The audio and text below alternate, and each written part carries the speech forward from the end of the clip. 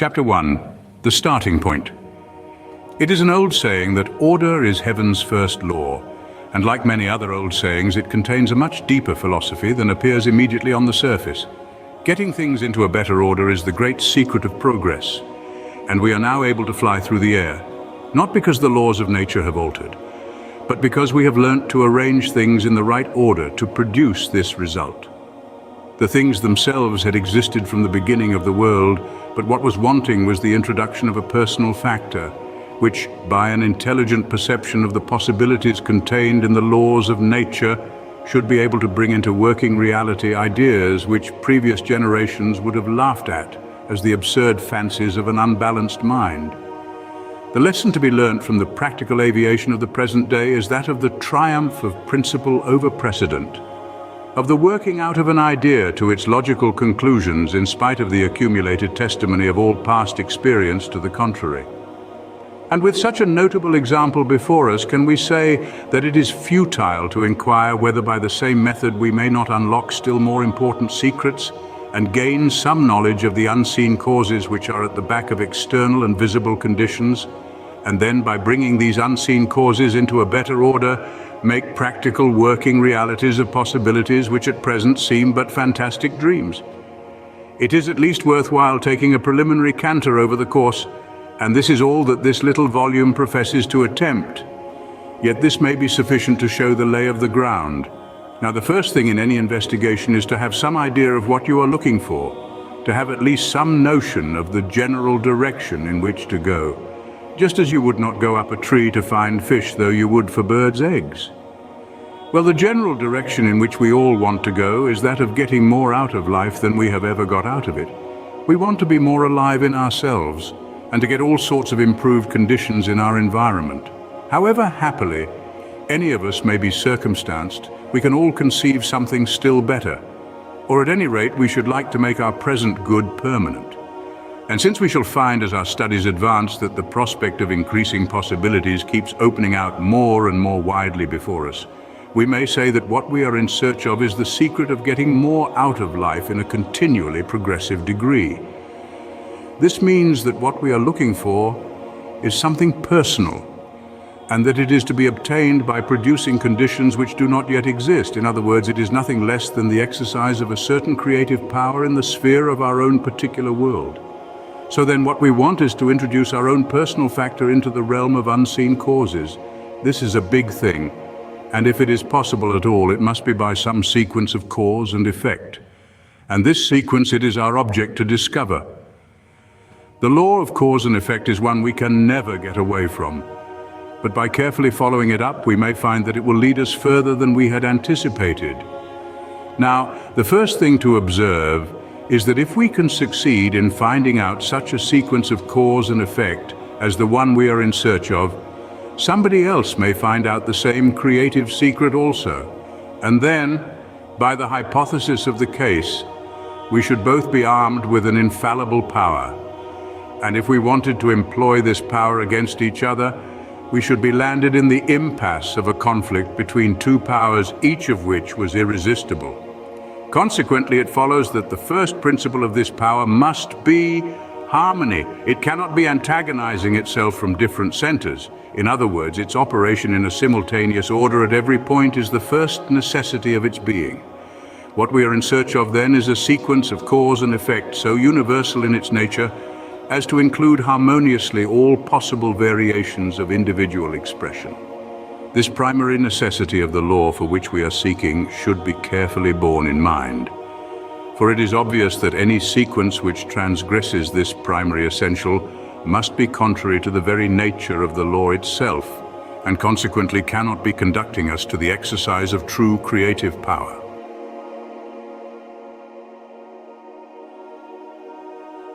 What we are seeking, therefore, is to discover how to arrange things in such an order as to set in motion a train of causation that will harmonize our own conditions, without antagonizing the exercise of a like power by others. This therefore means that all individual exercise of this power is the particular application of a universal power which itself operates creatively on its own account independently of these individual applications. and the harmony between the various individual applications is brought about by all the individuals bringing their own particular action into line with this independent creative action of the original power. It is in fact another application of Euclid's axiom that things which are equal to the same thing are equal to one another. So that though I may not know for what purpose someone may be using this creative power in Pekin, I do know that if he and I both realize its true nature, we cannot by any possibility be working in opposition to one another. For these reasons, having now some general idea of what it is we are in search of, we may commence our investigation by considering this common factor which must be at the back of all individual exercise of creative power, that is to say, the generic working of the universal creative principle. That such a universal creative principle is at work, we at once realize from the existence of the world around us with all its inhabitants, and the interrelation of all parts of the cosmic system shows its underlying unity. Thus the animal kingdom depends on the vegetable kingdom on the mineral or globe of the earth on its relation to the rest of the solar system, and possibly our solar system is related by a similar law to the distribution of other suns with their attendant planets throughout space. Our first glance, therefore, shows us that the all-originating power must be in essence unity and in manifestation multiplicity, and that it manifests as life and beauty through the unerring adaptation of means to ends. That is, so far as its cosmic manifestation of ends goes, what we want to do is to carry this manifestation still further by operation from an individual standpoint. To do this is precisely our place in the order of creation, but we must defer the question why we hold this place till later on.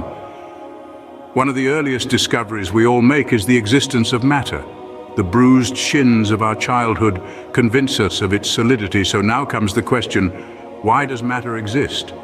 The answer is that if the form were not expressed in solid substance, things would be perpetually flowing into each other, so that no identity could be maintained for a single moment. To this it might be replied that a condition of matter is conceivable in which, though in itself a plastic substance, in a fluent state, it might yet by the operation of will be held in any particular forms desired. The idea of such a condition of matter is no doubt conceivable, and when the fluent matter was thus held in particular forms, you would have concrete matter just as we know it now, only with this difference, that it would return to its fluent state as soon as the supporting will was withdrawn. Now, as we shall see later on, this is precisely what matter really is.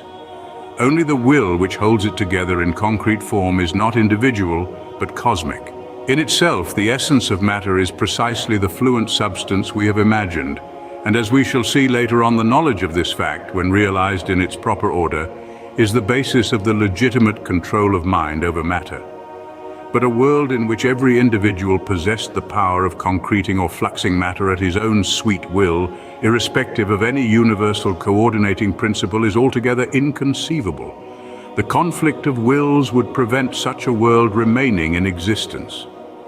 On the other hand, if we conceive of a number of individuals, each possessing this power and all employing it on the lines of a common cosmic unity, then the result would be precisely the same stable condition of matter with which we are familiar. This would be a necessity of fact for the masses who did not possess this power, and a necessity of principle for the few who did. So under these circumstances, the same stable conditions of nature would prevail as at present, varied only when the initiated ones perceived that the order of evolution would be furthered and not hindered by calling into action the higher laws. Such occasions would be of rare occurrence, and then the departure from the ordinary law would be regarded by the multitude as a miracle. Also, we may be quite sure that no one who had attained this knowledge in the legitimate order would ever perform a miracle for his own personal aggrandizement or for the purpose of merely astonishing the beholders. To do so would be contrary to the first principle of the higher teaching, which is that of profound reverence for the unity of the all-originating principle. The conception, therefore, of such a power over matter being possessed by certain individuals is in no way opposed to our ordinary recognition of concrete matter, and so we need not at present trouble ourselves to consider these exceptions.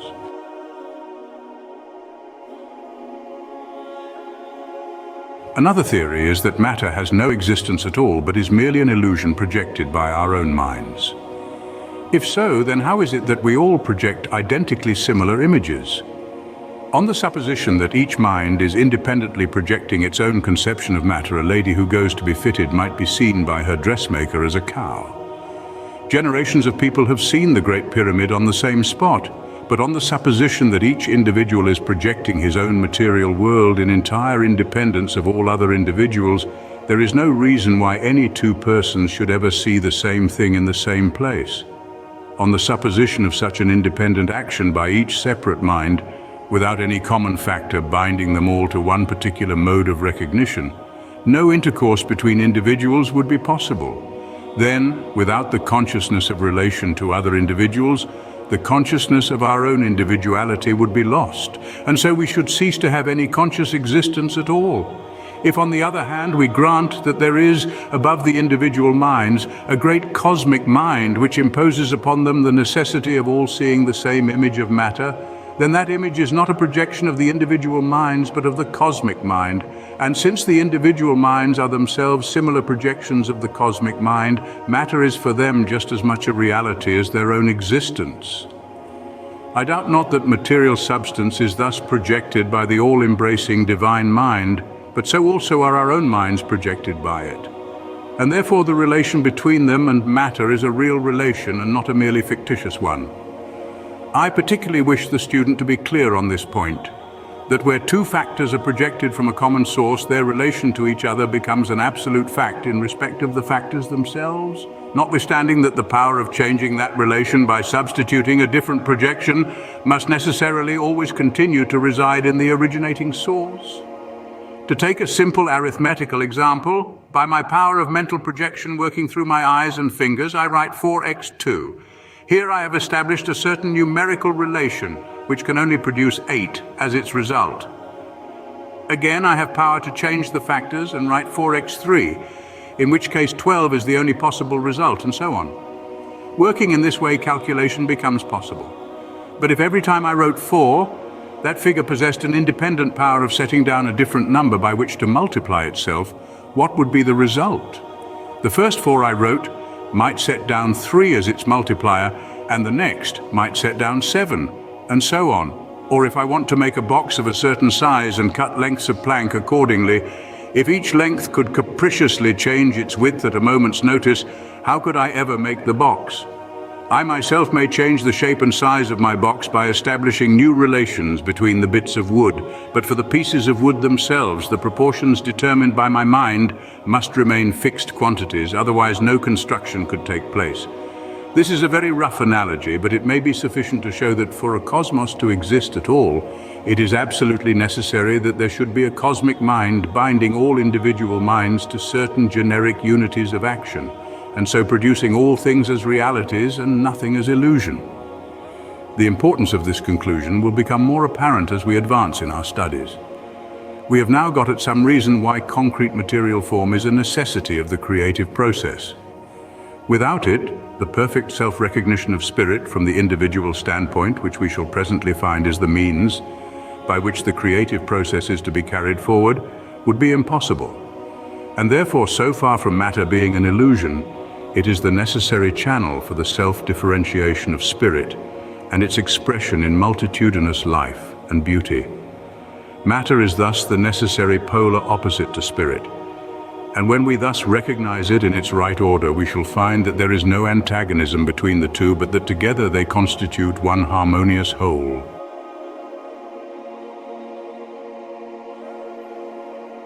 Chapter 2, the self-contemplation of spirit. If we ask how the cosmos came into existence, we shall find that ultimately we can only attribute it to the self-contemplation of spirit. Let us start with the facts now known to modern physical science. All material things, including our own bodies, are composed of combinations of different chemical elements such as carbon, oxygen, nitrogen, and C.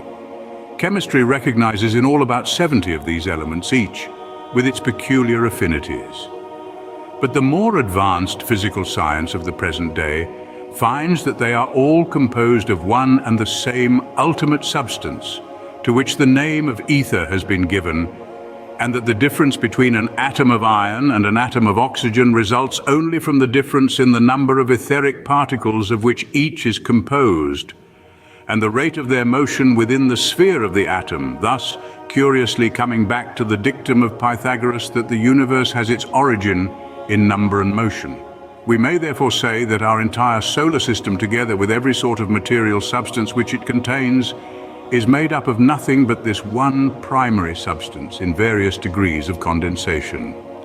Now the next step is to realize that this ether is everywhere. This is shown by the undulatory theory of light. Light is not a substance, but is the effect produced on the eye by the impinging of the ripples of the ether upon the retina. These waves are excessively minute, ranging in length from 1/39,000th of an inch at the red end of the spectrum to 1/57,000th at the violet end. Next, remember that these waves are not composed of advancing particles of the medium, but pass onwards by the push which each particle in the line of motion gives to the particle next to it. And then you will see that if there were a break of 1/50,000th part of an inch in the connecting ether between our eye and any source of light, we could not receive light from that source, for there would be nothing to continue the wave motion across the gap. Consequently, as soon as we see light from any source, however distant, we know that there must be a continuous body of ether between us and it. Now, astronomy shows us that we receive light from heavenly bodies so distant that, though it travels with the incredible speed of 186,000 miles per second, it takes more than 2,000 years to reach us from some of them. And as such stars are in all quarters of the heavens, we can only come to the conclusion that the primary substance or ether must be universally present. This means that the raw material for the formation of solar systems is universally distributed throughout space. Yet though we find that millions of suns stud the heavens, we also find vast interstellar spaces which show no sign of cosmic activity.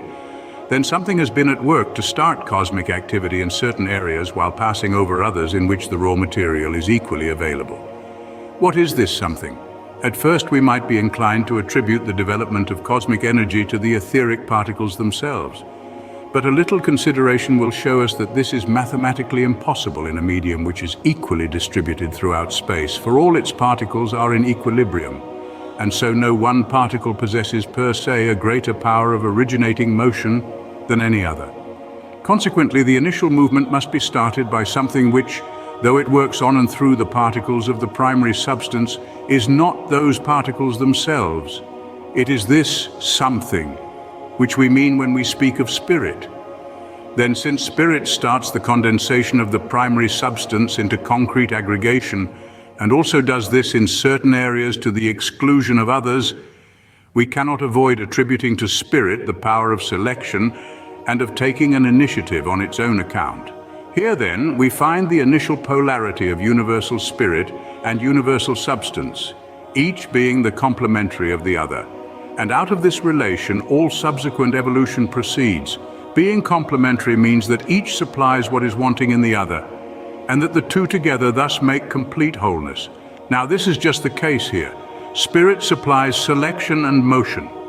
Substance supplies something from which selection can be made and to which motion can be imparted, so that it is a sine qua non for the expression of spirit.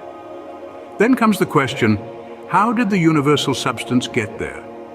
It cannot have made itself, for its only quality is inertia. Therefore it must have come from some source having power to project it by some mode of action not of a material nature. Now the only mode of action not of a material nature is thought, and therefore to thought we must look for the origin of substance. This places us at a point antecedent to the existence even of primary substance, and consequently the initial action must be that of the originating mind upon itself, in other words, self-contemplation. This being so, spirit's primary contemplation of itself as simply being necessarily makes its presence universal and eternal, and consequently, paradoxical as it may seem, its independence of time and space makes it present throughout all time and space. It is the old esoteric maxim that the point expands to infinitude and that infinitude is concentrated in the point. We start then with spirit contemplating itself simply as being. But to realize your being, you must have consciousness, and consciousness can only come by the recognition of your relation to something else. The something else may be an external fact or a mental image, but even in the latter case, to conceive the image at all, you must mentally stand back from it and look at it. Something like the man who was run in by the police at Gravesend for walking behind himself to see how his new coat fitted. It stands thus: if you are not conscious of something, you are conscious of nothing, and if you are conscious of nothing, then you are unconscious. So that to be conscious at all, you must have something to be conscious of. This may seem like an extract from Paddy's philosophy, but it makes it clear that consciousness can only be attained by the recognition of something which is not the recognizing ego itself. In other words, consciousness is the realization of some particular sort of relation between the cognizing subject and the cognized object, but I want to get away from academical terms into the speech of human beings. So let us take the illustration of a broom and its handle. The two together make a broom. That is one sort of relation, but take the same stick and put a rake iron at the end of it, and you have an altogether different implement. The stick remains the same, but the difference of what is put at the end of it makes the whole thing a broom or a rake. Now, the thinking and feeling power is the stick, and the conception which it forms is the thing at the end of the stick, so that the quality of its consciousness will be determined by the ideas which it projects. But to be conscious at all, it must project ideas of some sort. Now, of one thing we may be quite sure, that the spirit of life must feel alive. Then to feel alive, it must be conscious, and to be conscious, it must have something to be conscious of. Therefore, the contemplation of itself as standing related to something which is not its own originating self in propria persona is a necessity of the case. And consequently, the self-contemplation of spirit can only proceed by its viewing itself as related to something standing out from itself, just as we must stand at a proper distance to see a picture. In fact, the very word existence means standing out.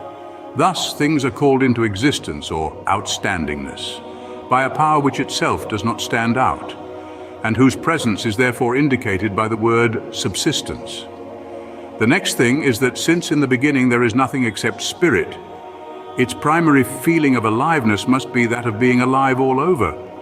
And to establish such a consciousness of its own universal livingness, there must be the recognition of a corresponding relation equally extensive in character. And the only possible correspondence to fulfill this condition is therefore that of a universally distributed and plastic medium whose particles are all in perfect equilibrium, which is exactly the description of the primary substance or ether. We are thus philosophically led to the conclusion that universal substance must be projected by universal spirit as a necessary consequence of spirit's own inherent feeling of aliveness. And in this way we find that the great primary polarity of being becomes established. From this point onward, we shall find the principle of polarity and universal activity. It is that relation between opposites without which no external motion would be possible, because there would be nowhere to move from and nowhere to move to, and without which external form would be impossible, because there would be nothing to limit the diffusion of substance and bring it into shape. Polarity, or the interaction of active and passive, is therefore the basis of all evolution. This is a great fundamental truth when we get it in its right order. But all through the ages, it has been a prolific source of error by getting it in its wrong order. And the wrong order consists in making polarity the originating point of the creative process. What this misconception leads to, we shall see later on. But since it is very widely accepted under various guises, even at the present day, it is well to be on our guard against it.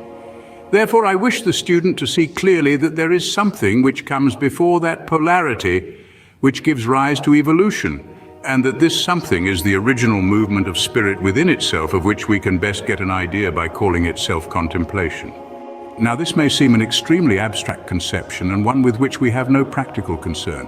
I fancy I can hear the reader saying, "The Lord only knows how the world started, and it is His business and not mine," which would be perfectly true if this originating faculty were confined to the cosmic mind. But it is not. And the same action takes place in our own minds also, only with the difference that it is ultimately subject to that principle of cosmic unity of which I have already spoken.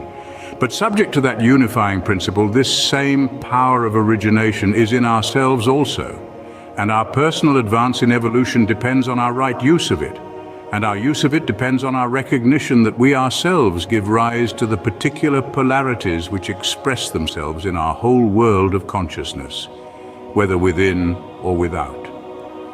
For these reasons, it is very important to realize that evolution is not the same as creation. It is the unfolding of potentialities involved in things already created, but not the calling into existence of what does not yet exist. That is creation.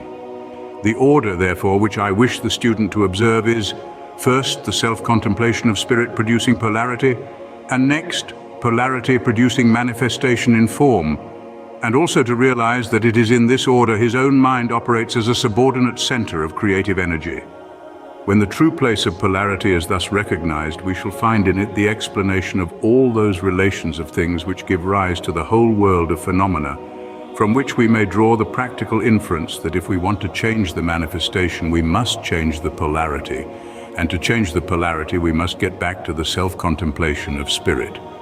But in its proper place as the root principle of all secondary causation, polarity is one of those fundamental facts of which we must never lose sight. The term polarity is adopted from electrical science.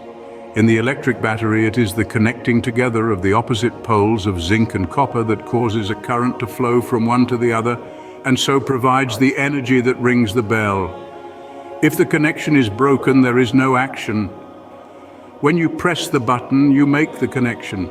The same process is repeated in respect of every sort of polarity throughout the universe. Circulation depends on polarity, and circulation is the manifestation of life, which we may therefore say depends on the principle of polarity. In relation to ourselves, we are concerned with two great polarities, the polarity of soul and body and the polarity of soul and spirit, and it is in order that he may more clearly realize their working that I want the student to have some preliminary idea of polarity as a general principle. The conception of the creative order may therefore be generalized as follows. The spirit wants to enjoy the reality of its own life, not merely to vegetate, but to enjoy giving, and therefore by self-contemplation it projects a polar opposite or complementary, calculated to give rise to the particular sort of relation out of which the enjoyment of a certain mode of self-consciousness will necessarily spring. Let this sentence be well pondered over until the full extent of its significance is grasped, for it is the key to the whole matter. Very well then, spirit wants to enjoy life, and so by thinking of itself as having the enjoyment which it wishes, it produces the conditions which by their reaction upon itself give rise to the reality of the sort of enjoyment contemplated. In more scientific language, an opposite polarity is induced, giving rise to a current which stimulates a particular mode of sensation, which sensation in turn becomes a fresh starting point for still further action. And in this way, each successive stage becomes the stepping stone to a still higher degree of sensation, that is, to a fuller enjoyment of life. Such a conception as this presents us with a progressive series to which it is impossible to assign any limit. That the progression must be limitless is clear from the fact that there is never any change in the method.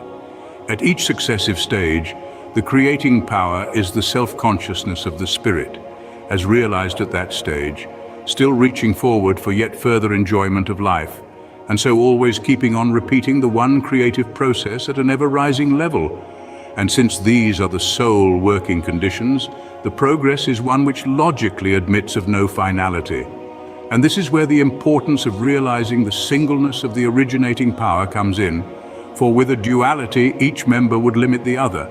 In fact, duality as the originating power is inconceivable. For once more to quote Paddy's philosophy, finality would be reached before anything was begun.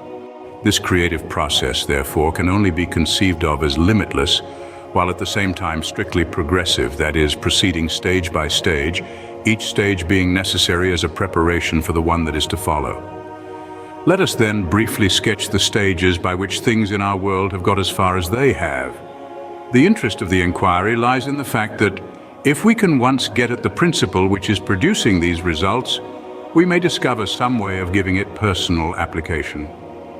On the hypothesis of the self-contemplation of spirit being the originating power, we have found that a primary ether, or universal substance, is the necessary correspondence to spirit's simple awareness of its own being. But though awareness of being is the necessary foundation for any further possibilities, it is, so to say, not much to talk about. The foundation fact, of course, is to know that I am, But immediately on this consciousness there follows the desire for activity. I want to enjoy my I amness by doing something with it. Translating these words into a state of consciousness in the cosmic mind, they become a law of tendency leading to localized activity. And looking only at our own world, this would mean the condensation of the universal etheric substance into the primary nebula, which later on becomes our solar system. This being the correspondence to the self-contemplation of spirit as passing into specific activity instead of remaining absorbed in simple awareness of being. Then this self-recognition would lead to the conception of still more specific activity having its appropriate polar opposite or material correspondence in the condensation of the nebula into a solar system. Now at this stage, spirit's conception of itself is that of activity, and consequently the material correspondence is motion, as distinguished from the simple diffused ether, which is the correspondence of mere awareness of being. But what sort of motion? Is the material movement evolved at this stage bound to take any particular form? A little consideration will show us that it is. At this initial stage, the first awakening, so to say, of spirit into activity, its consciousness can only be that of activity absolute. That is, not as related to any other mode of activity, because as yet there is none, but only as related to an all-embracing being, so that the only possible conception of activity at this stage is that of self-sustained activity, not depending on any preceding mode of activity, because there is none. The law of reciprocity therefore demands a similar self-sustained motion in the material correspondence, and mathematical considerations show that the only sort of motion which can sustain a self-supporting body moving in vacuo is a rotary motion, bringing the body itself into a spherical form. Now this is exactly what we find at both extremes of the material world. At the big end, the spheres of the planets rotating on their axes and revolving round the sun, and at the little end, the spheres of the atoms, consisting of particles which modern science tells us, in like manner rotate round a common center at distances which are astronomical as compared with their own mass. Thus the two ultimate units of physical manifestation, the atom and the planet, both follow the same law of self-sustained motion, which we have found that on a priori grounds they ought in order to express the primary activity of spirit. And we may note in passing that this rotary or absolute motion is the combination of the only two possible relative modes of motion, namely motion from a point and motion to it, that is to say centrifugal and centripetal motion. So that in rotary or absolute motion, we find that both the polarities of motion are included, thus repeating on the purely mechanical side the primordial principle of the unity, including the duality in itself. But the spirit wants something more than mechanical motion, something more alive than the preliminary rotor, and so the first step toward individualized consciousness meets us in plant life. Then on the principle that each successive stage affords the platform for a further outlook, plant life is followed by animal life, and this by the human order in which the liberty of selecting its own conditions is immensely extended. In this way, the spirit's expression of itself has now reached the point where its polar complementary or reciprocal manifests as intellectual man, thus constituting the fourth great stage of spirit self-recognition. But the creative process cannot stop here, for as we have seen, its root in the self-contemplation of spirit renders it of necessity an infinite progression. So it is no use asking what is its ultimate, for it has no ultimate. Its word is excelsior, ever life and life more abundant. Therefore the question is not as to finality where there is none, but as to the next step in the progression. 4 kingdoms we know. What is to be the 5th? All along the line, the progress has been in one direction, namely toward the development of more perfect individuality. And therefore on the principle of continuity, we may reasonably infer that the next stage will take us still further in the same direction. We want something more perfect than we have yet reached, but our ideas as to what it should be are very various, not to say discordant, for one person's idea of better is another person's idea of worse. Therefore, what we want to get at is some broad generalization of principle which will be in advance of our past experiences. This means that we must look for this principle in something that we have not yet experienced. And the only place where we can possibly find principles which have not yet manifested themselves is in Gremio Dei. that is, in the innermost of the originating spirit, or as St. John calls it, in the bosom of the Father. So we are logically brought to personal participation in the divine ideal as the only principle by which the advance into the next stage can possibly be made. Therefore, we arrive at the question, what is the divine ideal like? Chapter 3. The divine ideal. What is the divine ideal? At first, it might appear hopeless to attempt to answer such a question, but by adhering to a definite principle, we shall find that it will open out and lead us on, and show us things which we could not otherwise have seen. This is the nature of principle, and is what distinguishes it from mere rules which are only the application of principle under some particular set of conditions. We found two principles as essential in our conception of the originating spirit, namely its power of selection and its power of initiative. And we found a third principle as its only possible motive, namely the desire of the living for ever-increasing enjoyment of life. Now, with these three principles as the very essence of the all-originating spirit to guide us, we shall, I think, be able to form some conception of that divine ideal which gives rise to the fifth stage of manifestation of spirit, upon which we should now be preparing to enter. We have seen that the spirit's enjoyment of life is necessarily a reciprocal. It must have a corresponding fact in manifestation to answer to it. Otherwise, by the inherent law of mind, no consciousness and consequently no enjoyment could accrue.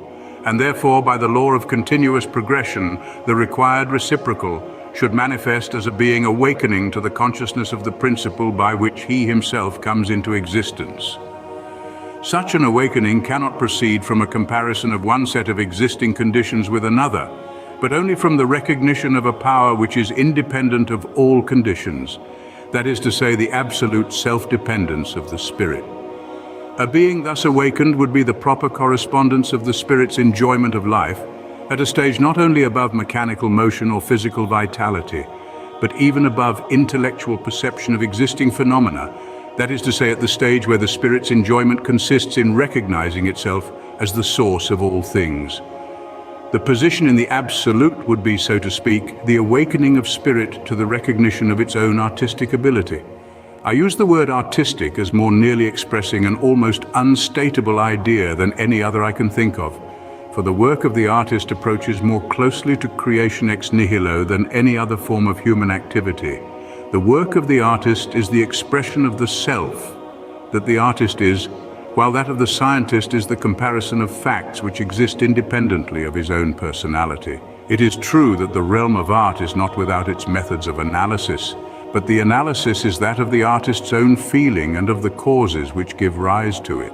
These are found to contain in themselves certain principles which are fundamental to all art, but these principles are the laws of the creative action of mind, rather than those of the limitations of matter. Now, if we may transfer this familiar analogy to our conception of the working of the all-originating mind, we may picture it as the great artist giving visible expression to his feeling by a process which, though subject to no restriction from antecedent conditions, yet works by a law which is inseparable from the feeling itself. In fact, the law is the feeling, and the feeling is the law of perfect creativeness. Some such self-contemplation as this is the only way in which we can conceive the next or fifth stage of spirit self-recognition as taking place. Having got as far as it has in the four previous stages, that is, to the production of intellectual man as its correspondence, the next step in advance must be on the lines I have indicated, unless indeed there were a sudden and arbitrary breaking of the law of continuity, a supposition which the whole creative process up to now forbids us to entertain. Therefore, we may picture the fifth stage of the self-contemplation of spirit as its awakening to the recognition of its own artistic ability, its own absolute freedom of action and creative power.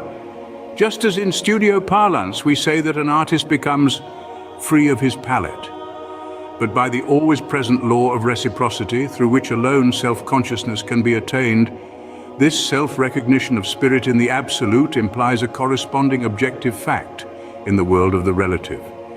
That is to say, the coming into manifestation of a being capable of realizing the free creative artistry of the spirit, and of recognizing the same principle in himself, while at the same time realizing also the relation between the universal manifesting principle and its individual manifestation. Such, it appears to me, must be the conception of the divine ideal, embodied in the fifth stage of the progress of manifestation.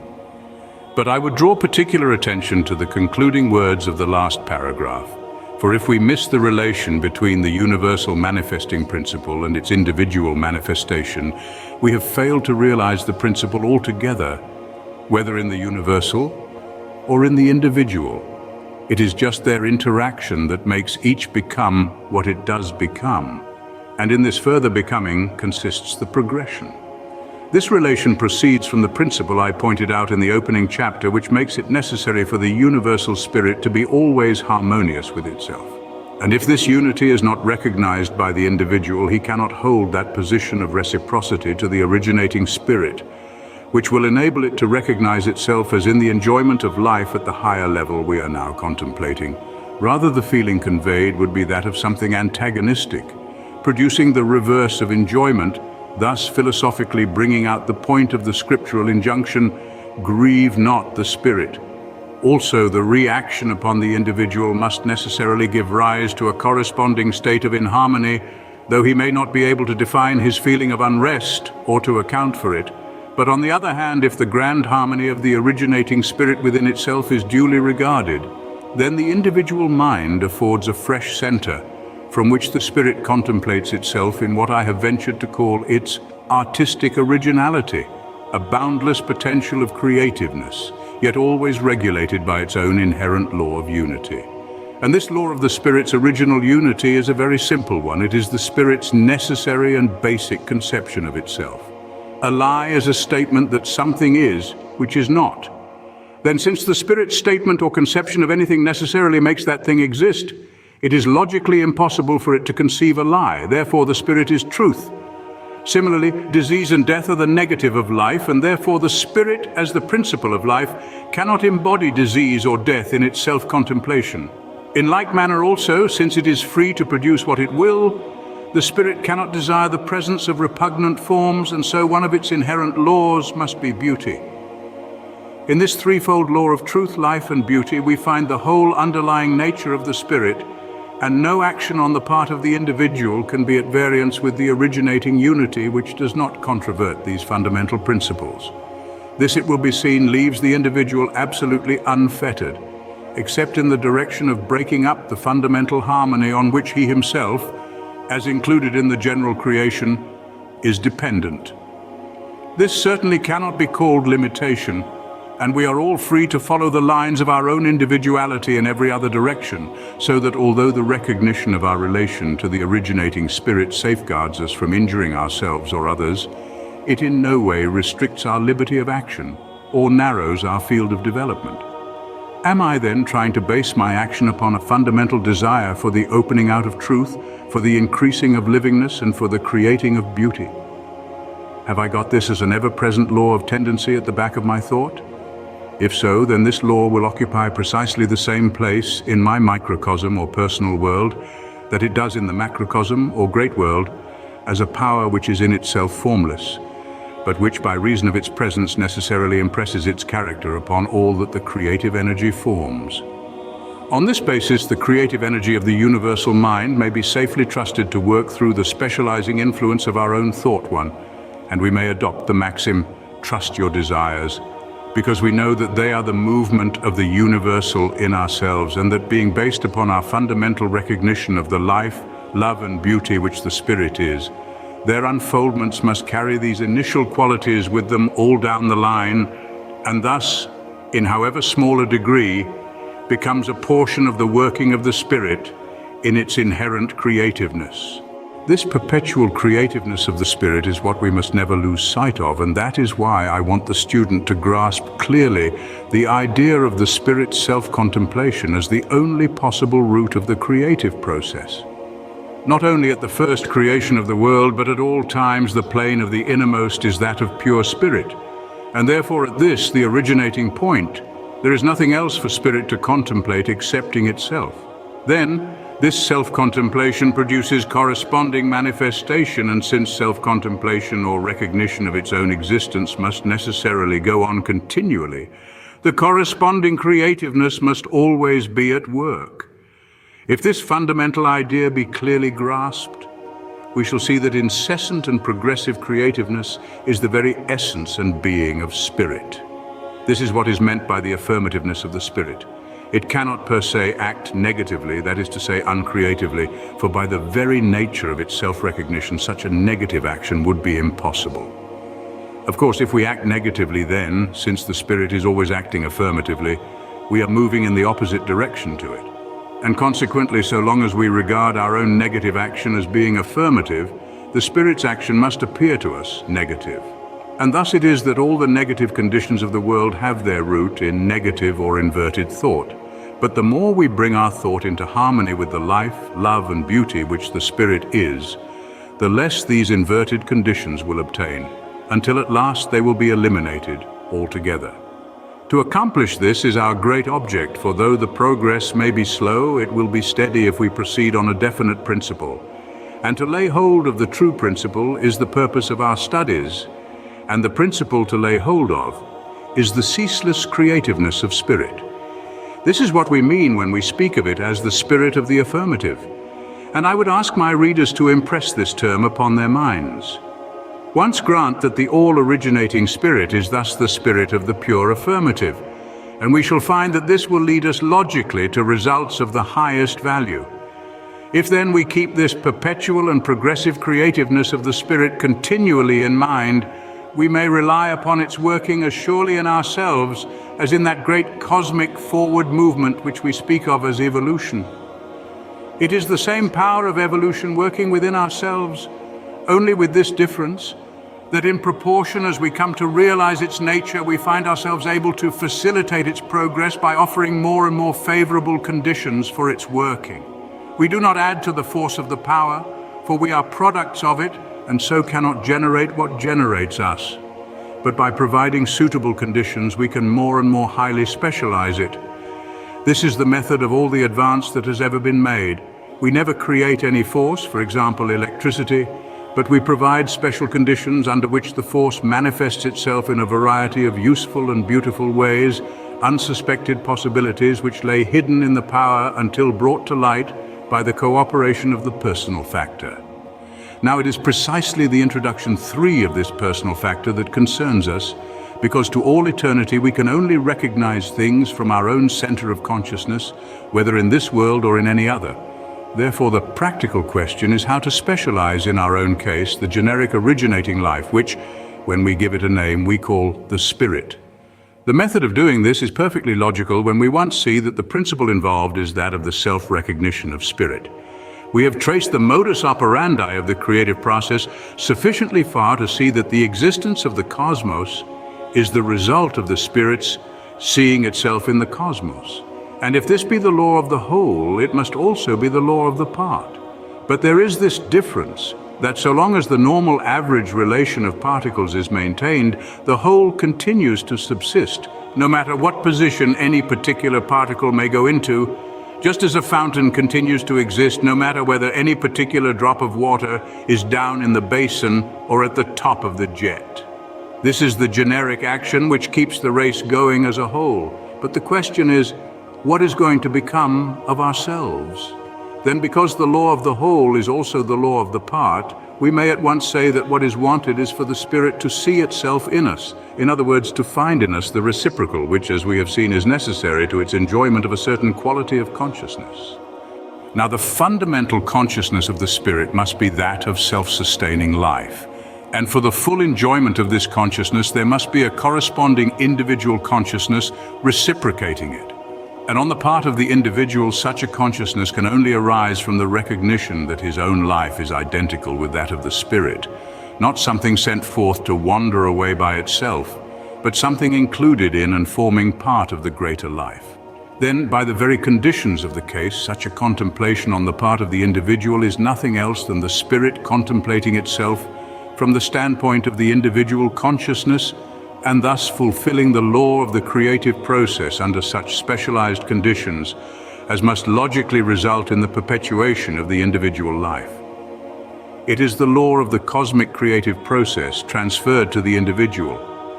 This, it seems to me, is the divine ideal, that of an individuality which recognizes its source, and recognizes also the method by which it springs from that source, and which is therefore able to open up in itself a channel by which that source can flow in uninterruptedly, with the result that from the moment of this recognition, the individual lives directly from the originating life as being himself a special direct creation and not merely as being a member of a generic race. The individual who has reached this stage of recognition thus finds a principle of enduring life within himself. So then the next question is in what way this principle is likely to manifest itself. Chapter 4. The manifestation of the life principle. We must bear in mind that what we have now reached is a principle or universal potential, only we have located it in the individual. But a principle as such is not manifestation. Manifestation is the growth proceeding from the principle, that is to say, some form in which the principle becomes active. At the same time, we must recollect that though a form is necessary for manifestation, the form is not essential, for the same principle may manifest through various forms, just as electricity may work either through a lamp or a tram car without in any way changing its inherent nature.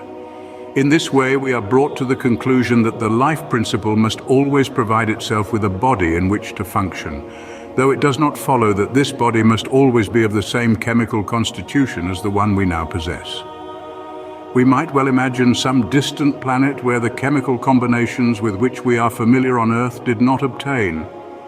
But if the essential life principle of any individual were transported thither, then by the law of the creative process it would proceed to clothe itself with a material body drawn from the atmosphere and substance of that planet.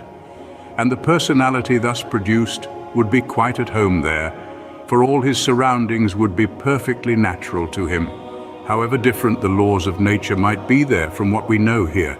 In such a conception as this, we find the importance of the two leading principles to which I have drawn attention. First, the power of the spirit to create ex nihilo, and secondly, the individual's recognition of the basic principle of unity giving permanence and solidity to the frame of nature.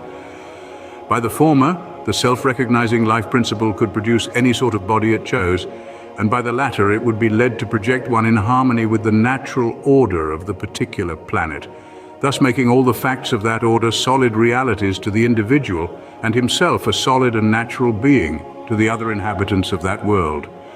But this would not do away with the individual's knowledge of how he got there.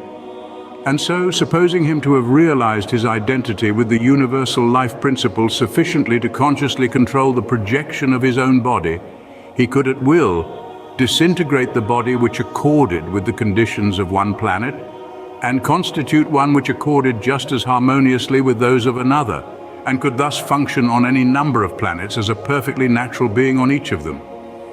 He would in all respects resemble the other inhabitants, with one all-important exception, that since he had attained to unity with his creative principle, he would not be tied by the laws of matter as they were. Anyone who should attain to such a power could only do so by his realization of the all-embracing unity of the spirit as being the foundation of all things. And this being the basis of his own extended powers, he would be the last to controvert his own basic principle by employing his powers in such a way as to disturb the natural course of evolution in the world where he was. He might use them to help forward the evolution of others in that world, but certainly never to disturb it. For he would always act on the maxim that order is heaven's first law. Our object, however, is not to transfer ourselves to other planets, but to get the best out of this one. But we shall not get the best out of this one until we realize that the power which will enable us to do so is so absolutely universal and fundamental that its application in this world is precisely the same as in any other, and that is why I have stated it as a general proposition applicable to all worlds. The principle being thus universal, there is no reason why we should postpone its application till we find ourselves in another world, and the best place and time to begin are here and now. The starting point is not in time or locality, but in the mode of thought. And if we realize that this point of origination is Spirit's power to produce something out of nothing, and that it does this in accordance with the natural order of substance of the particular world in which it is working, then the spiritual ego in ourselves, as proceeding direct from the universal spirit, should be able first to so harmoniously combine the working of spiritual and physical laws in its own body as to keep it in perfect health. Secondly, to carry this process further and renew the body, thus eradicating the effects of old age. And thirdly, to carry the process still further and perpetuate this renewed body as long as the individual might desire. If the student shows this to one of his average acquaintances who has never given any thought to these things, his friend will undoubtedly exclaim, "Tommy rot," even if he does not use a stronger expletive. He will at once appeal to the past experience of all mankind, his argument being that what has not been in the past cannot be in the future.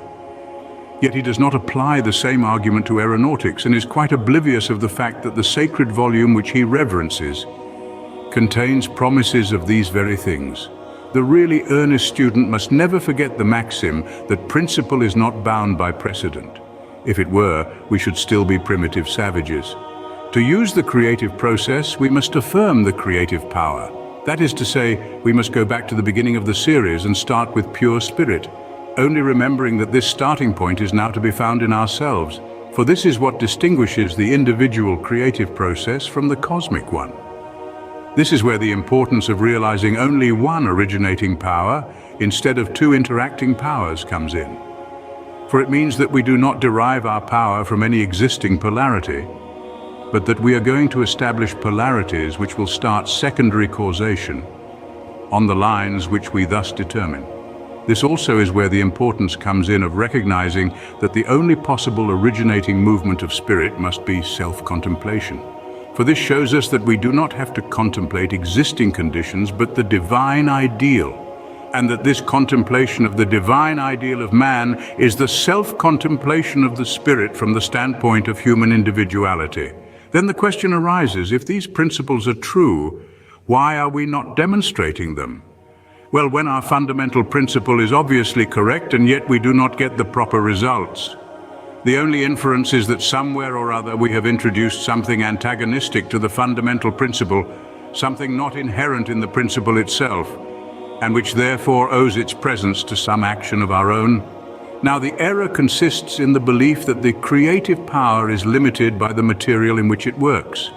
If this be assumed, then you have to calculate the resistances offered by the material. And since by the terms of the creative process these resistances do not really exist, you have no basis of calculation at all. In fact, you have no means of knowing where you are, and everything is in confusion. This is why it is so important to remember that the creative process is the action of a single power, and that the interaction of two opposite polarities comes in at a later stage and is not creative but only distributive. That is to say, it localizes the energy already proceeding from the single power. This is a fundamental truth which should never be lost sight of. So long, however, as we fail to see this truth, we necessarily limit the creative power by the material it works in.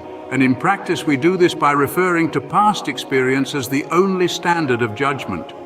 We are measuring the fifth kingdom by the standard of the fourth, as though we should say that an intellectual man, a being of the fourth kingdom, was to be limited by the conditions which obtain in the first or mineral kingdom. To use scriptural language, we are seeking the living among the dead. And moreover, at the present time, a new order of experience is beginning to open out to us. For well-authenticated instances of the cure of disease by the invisible power of the Spirit are steadily increasing in number. The facts are now too patent to be denied. What we want is a better knowledge of the power which accounts for them. And if this beginning is now with us, by what reason can we limit it? The difference between the healing of disease and the renewal of the entire organism and the perpetuation of life is only a difference of degree and not of kind, so that the actual experience of increasing numbers shows the working of a principle to which we can logically set no limits. If we get the steps of the creative process clearly into our minds, we shall see why we have hitherto had such small results. Spirit creates by self-contemplation. Therefore, what it contemplates itself as being, that it becomes. You are individualized spirit. Therefore, what you contemplate as the law of your being becomes the law of your being. Hence, contemplate a law of death arising out of the forces of the material reacting against the power of the spirit and overcoming it. and you impress this mode of self-recognition upon spirit in yourself. Of course, you cannot alter its inherent nature, but you cause it to work under negative conditions and thus make it produce negative results so far as you yourself are concerned. But reverse the process and contemplate a law of life as inherent in the very being of the spirit and therefore as inherent in spirit in yourself. And contemplate the forces of the material as practically non-existent in the creative process because they are products of it and not causes. Look at things in this way, and you will impress a corresponding conception upon the spirit, which, by the law of reciprocity, thus enters into self-contemplation on these lines from the standpoint of your own individuality. And then, by the nature of the creative process, a corresponding externalization is bound to take place. Thus, our initial question, how did anything come into existence at all, brings us to the recognition of a law of life which we may each specialize for ourselves. And in the degree to which we specialize it, we shall find the creative principle at work within us, building up a healthier and happier personality in mind, body, and circumstances. Only we must learn to distinguish the vehicles of spirit from spirit itself, for the distinction has very important bearings. What distinguishes the vehicles from the spirit is the law of growth. The spirit is the formless principle of life, and the vehicle is a form in which this principle functions. Now the vehicle is a projection by the spirit of substance coordinate with the natural order of the plane on which the vehicle functions and therefore requires to be built up conformably to that order. This building up is what we speak of as growth. And since the principle which causes the growth is the individualized spirit, the rate at which the growth will go on will depend on the amount of vitalizing energy the spirit puts into it, and the amount of vitalizing energy will depend on the degree in which the individualized spirit appreciates its own livingness. And finally, the degree of this appreciation will depend on the quality of the individual's perception of the great all-originating spirit, as reflecting itself in him and thus making his contemplation of it nothing else than the creative self-contemplation of the spirit proceeding from an individual and personal center. We must therefore not omit the law of growth in the vehicle from our conception of the working of the spirit. As a matter of fact, the vehicle has nothing to say in the matter, for it is simply a projection from the spirit.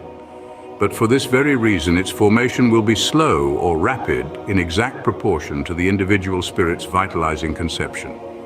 We could imagine a degree of vitalizing conception that would produce the corresponding form instantaneously.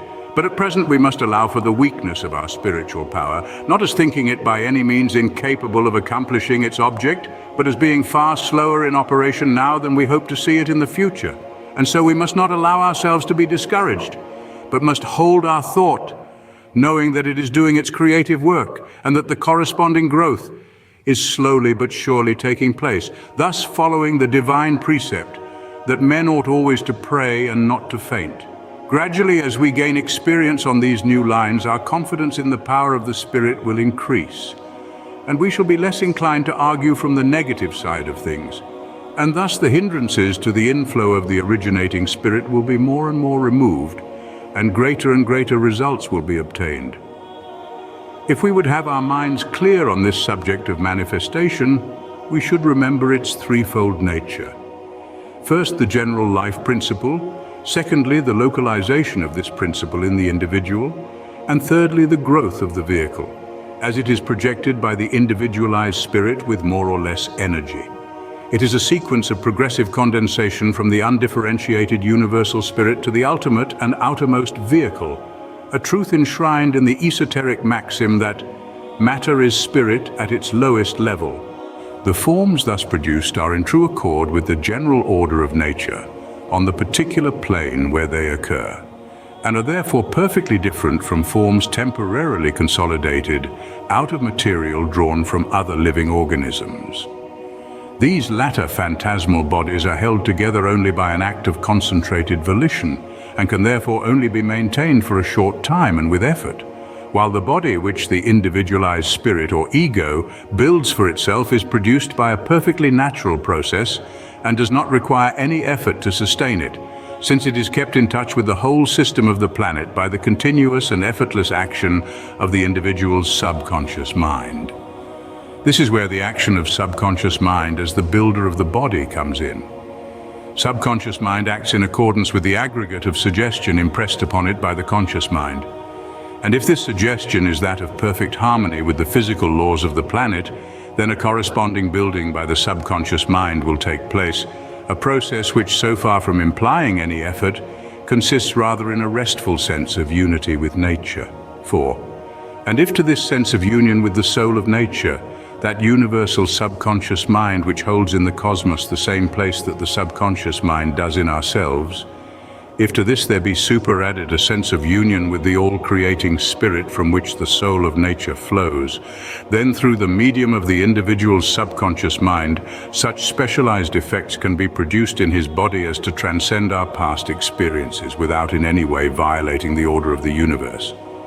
The old law was the manifestation of the principle of life working under constricted conditions. The new law is the manifestation of the same principle working under expanding conditions.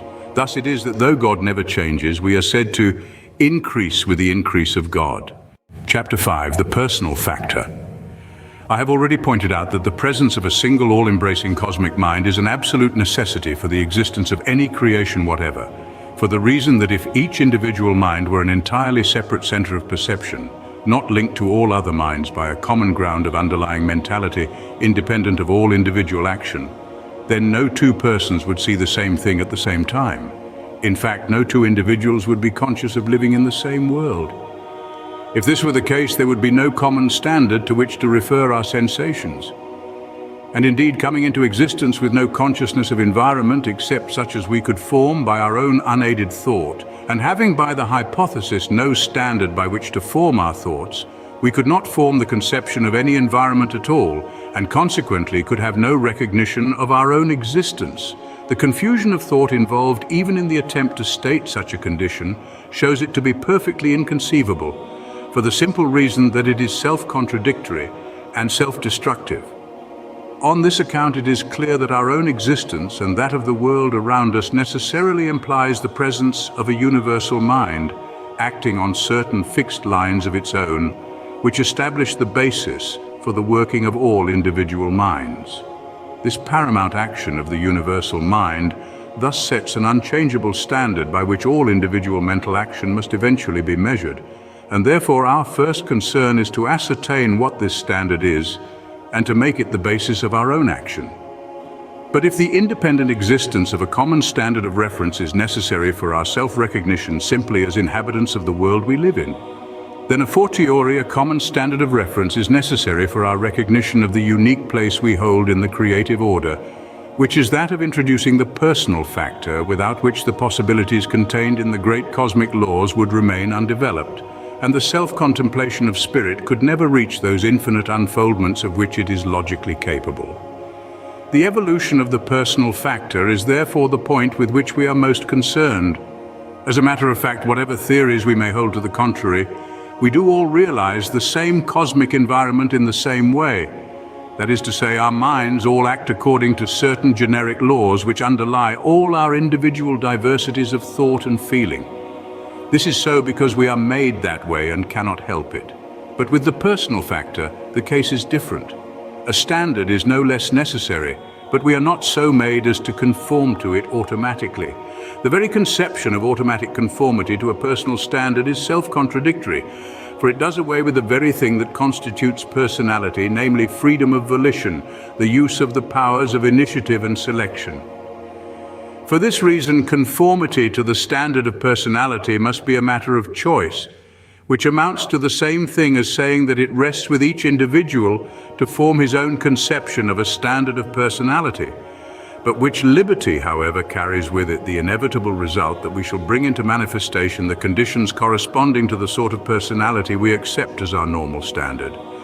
I would draw attention to the words normal standard. What we shall eventually attain is not what we merely wish, but what we regard as normal.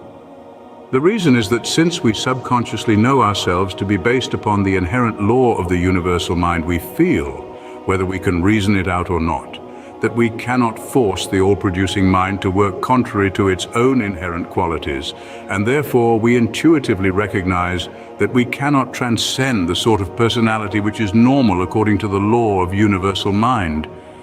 This thought is always at the back of our mind, and we cannot get away from it for the simple reason that it is inherent in our mental constitution. Because our mind is itself a product of the creative process. And to suppose ourselves transcending the possibilities contained in the originating mind would involve the absurdity of supposing that we can get the greater out of the less. Nevertheless, there are some who try to do so, and their position is as follows. They say, in effect, I want to transcend the standard of humanity as I see it around me. But this is the normal standard according to the law of the universe. Therefore, I have to get above the law of the universe. Consequently, I cannot draw the necessary power from that law, and so there is nowhere else to get it except from myself. Thus, the aspirant is thrown back upon his own individual will as the ultimate power, with the result that the onus lies on him of concentrating a force sufficient to overcome the law of the universe. There is thus continually present to him a suggestion of struggle against a tremendous opposing force, and as a consequence he is continually subjecting himself to a strain which grows more and more intense as he realizes the magnitude of the force against which he is contending. Then, as he begins to realize the inequality of the struggle, he seeks for extraneous aid, and so he falls back on various expedients, all of which have this in common, that they ultimately amount to invoking the assistance of other individualities, not seeing that this involves the same fallacy which has brought him to his present straits. The fallacy, namely, of supposing that any individuality can develop a power greater than that of the source from which itself proceeds. The fallacy is a radical one, and therefore all efforts based upon it are foredoomed to ultimate failure, whether they take the form of reliance on personal force of will, or magical rites, or austerity practiced against the body, or attempts by abnormal concentration to absorb the individual in the universal, or the invocation of spirits, or any other method. The same fallacy is involved in them all, that the less is larger than the greater. Now, the point to be noted is that the idea of transcending the present conditions of humanity does not necessarily imply the idea of transcending the normal law of humanity. The mistake we have hitherto made has been in fixing the standard of personality too low and in taking our past experiences as measuring the ultimate possibilities of the race. Our liberty consists in our ability to form our own conception of the normal standard of personality, only subject to the conditions arising out of the inherent law of the underlying universal mind. And so the whole thing resolves itself into the question, what are those fundamental conditions? The law is that we cannot transcend the normal. Therefore comes the question, what is the normal? I have endeavored to answer this question in the chapter on the divine ideal, but since this is the crucial point of the whole subject, we may devote a little further attention to it. The normal standard of personality must necessarily be the reproduction in individuality of what the universal mind is in itself, because by the nature of the creative process, this standard results from spirit's self-contemplation at the stage where its recognition is turned toward its own power of initiative and selection. At this stage, spirit's self-recognition has passed beyond that of self-expression through a mere law of averages into the recognition of what I have ventured to call its artistic ability. And as we have seen that self-recognition at any stage can only be attained by the realization of a relation stimulating that particular sort of consciousness, it follows that for the purpose of this further advanced expression through individuals of a corresponding type is a necessity. Then by the law of reciprocity, such beings must possess powers similar to those contemplated in itself by the originating spirit. In other words, they must be in their own sphere, the image and likeness of the spirit as it sees itself. Now we have seen that the creating spirit necessarily possesses the powers of initiative and selection. These we may call its active properties, the summing up of what it does. But what any power does depends on what it is, for the simple reason that it cannot give out what it does not contain. Therefore, at the back of the initiative and selective power of the spirit, we must find what the spirit is, namely, what are its substantive properties. To begin with, it must be life. Then, because it is life, it must be love, because as the undifferentiated principle of life, it cannot do otherwise than tend to the fuller development of life in each individual, and the pure motive of giving greater enjoyment of life is love. Then because it is life guided by love, it must also be light, that is to say, the primary all-inclusive perception of boundless manifestations yet to be. Then from this proceeds power, because there is no opposing force at the level of pure spirit, and therefore life urged forward by love or the desire for recognition, and by light or the pure perception of the law of infinite possibility, must necessarily produce power, for the simple reason that under these conditions it could not stop short of action, for that would be the denial of the life, love and light which it is. Then because the Spirit is life, love, light and power, it is also peace again for a very simple reason, that being the Spirit of the whole, it cannot set one part in antagonism against another, for that would be to destroy the wholeness. Next, the Spirit must be beauty, because on the same principle of wholeness it must duly proportion every part to every other part, and the due proportioning of all parts is beauty. And lastly, the Spirit must be joy, because working on these lines, it cannot do otherwise than find pleasure in the self-expression which its works afford it, and in the contemplation of the limitlessness of the creative process by which each realized stage of evolution, however excellent, is still the stepping stone to something yet more excellent, and so on in everlasting progression. For these reasons we may sum up the substantive being of the all-originating Spirit as life, love, light, power, peace, beauty, and joy, and its active power as that of initiative and selection. These therefore constitute the basic laws of the underlying universal mentality which sets the standard of normal personality, a standard which, when seen in this light, transcends the utmost scope of our thought, for it is nothing else than the spirit of the infinite affirmative conceived in human personality.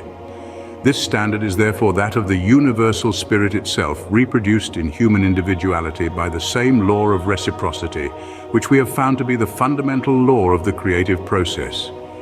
Only now we are tracing the action of this law in the fifth kingdom instead of in the fourth.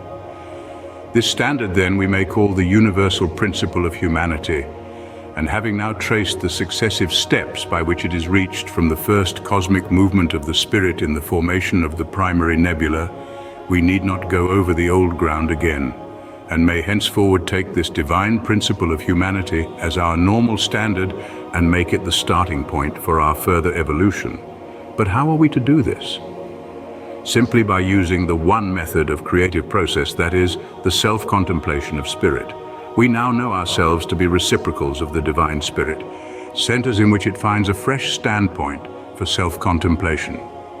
And so the way to rise to the heights of this great pattern is by contemplating it as the normal standard of our own personality. And be it noted that the pattern thus set before us is universal. It is the embodiment of all the great principles of the affirmative, and so in no way interferes with our own particular individuality. That is something built up upon this foundation, something additional affording the differentiating medium through which this unifying principle finds variety of expression. Therefore, we need be under no apprehension lest by resting upon this pattern, we should become less ourselves. On the contrary, the recognition of it sets us at liberty to become more fully ourselves, because we know that we are basing our development not upon the strength of our own unaided will, nor yet upon any sort of extraneous help, but upon the universal law itself, manifesting through us in the proper sequence of the creative order, so that we are still dealing with universal principles. Only the principle by which we are now working is the universal principle of personality. I wish the student to get this idea very clearly, because this is really the crux of the passage from the fourth kingdom into the fifth.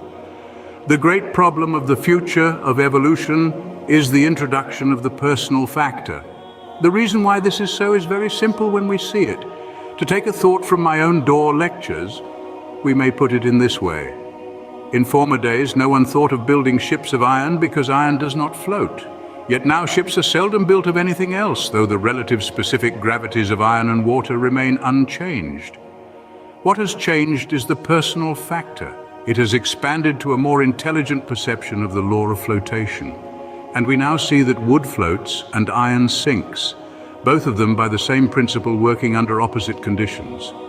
The law, namely that anything will float, which bulk for bulk is lighter than the volume of water displaced by it, so that by including in our calculations the displacement of the vessel, as well as the specific gravity of the material, we now make iron float by the very same law by which it sinks.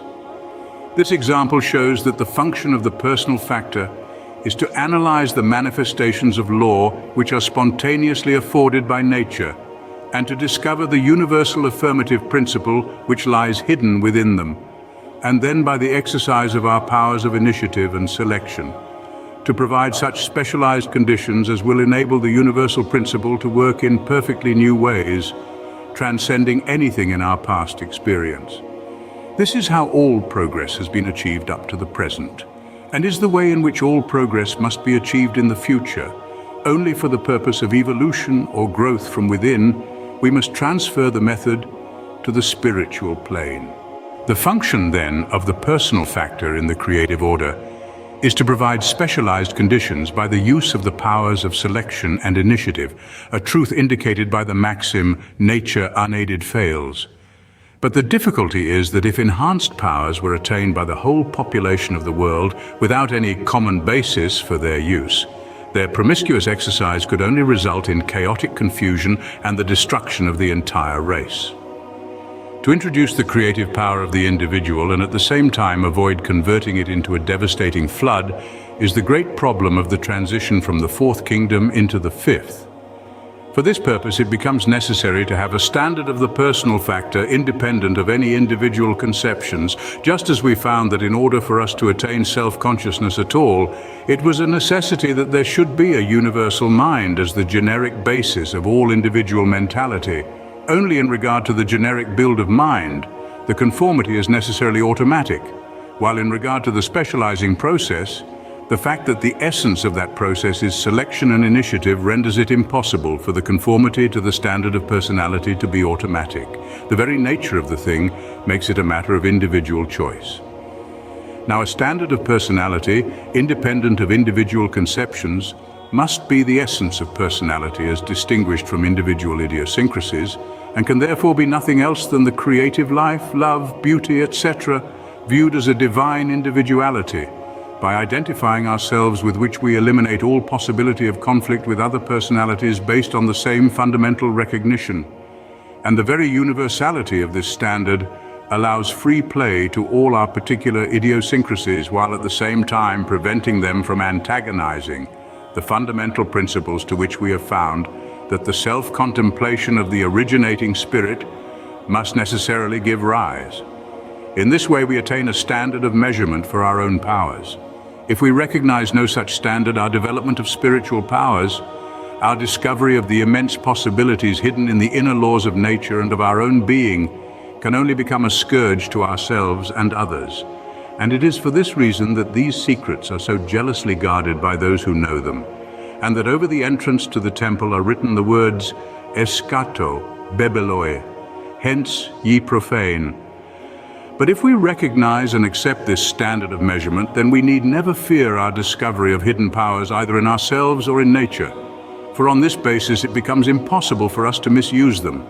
Therefore, it is that all systematic teaching on these subjects begins with instruction regarding the creative order of the cosmos, and then proceeds to exhibit the same order as reproduced on the plane of personality, and so affording a fresh starting point for the creative process by the introduction of individual initiative and selection. This is the doctrine of the macrocosm and the microcosm, and the transition from the generic working of the creative spirit in the cosmos to its specific working in the individual is what is meant by the doctrine of the octave. Chapter 6. The Standard of Personality. We have now got some general idea as to the place of the personal factor in the creative order. And so the next question is, how does this affect ourselves? The answer is that if we have grasped the fundamental fact that the moving power in the creative process is the self-contemplation of spirit, and if we also see that, because we are miniature reproductions of the original spirit, our contemplation of it becomes its contemplation of itself from the standpoint of our own individuality. If we have grasped these fundamental conceptions, then it follows that our process for developing power is to contemplate the originating spirit as the source of the power we want to develop. And here we must guard against a mistake which people often make when looking to the spirit as the source of power. we are apt to regard it as sometimes giving and sometimes withholding power, and consequently are never sure which way it will act.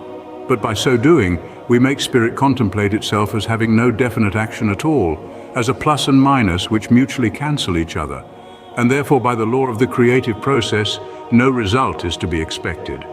The mistake consists in regarding the power as something separate from the spirit, whereas by the analysis of the creative process which we have now made, we see that the spirit itself is the power, because the power comes into existence only through spirit self-contemplation.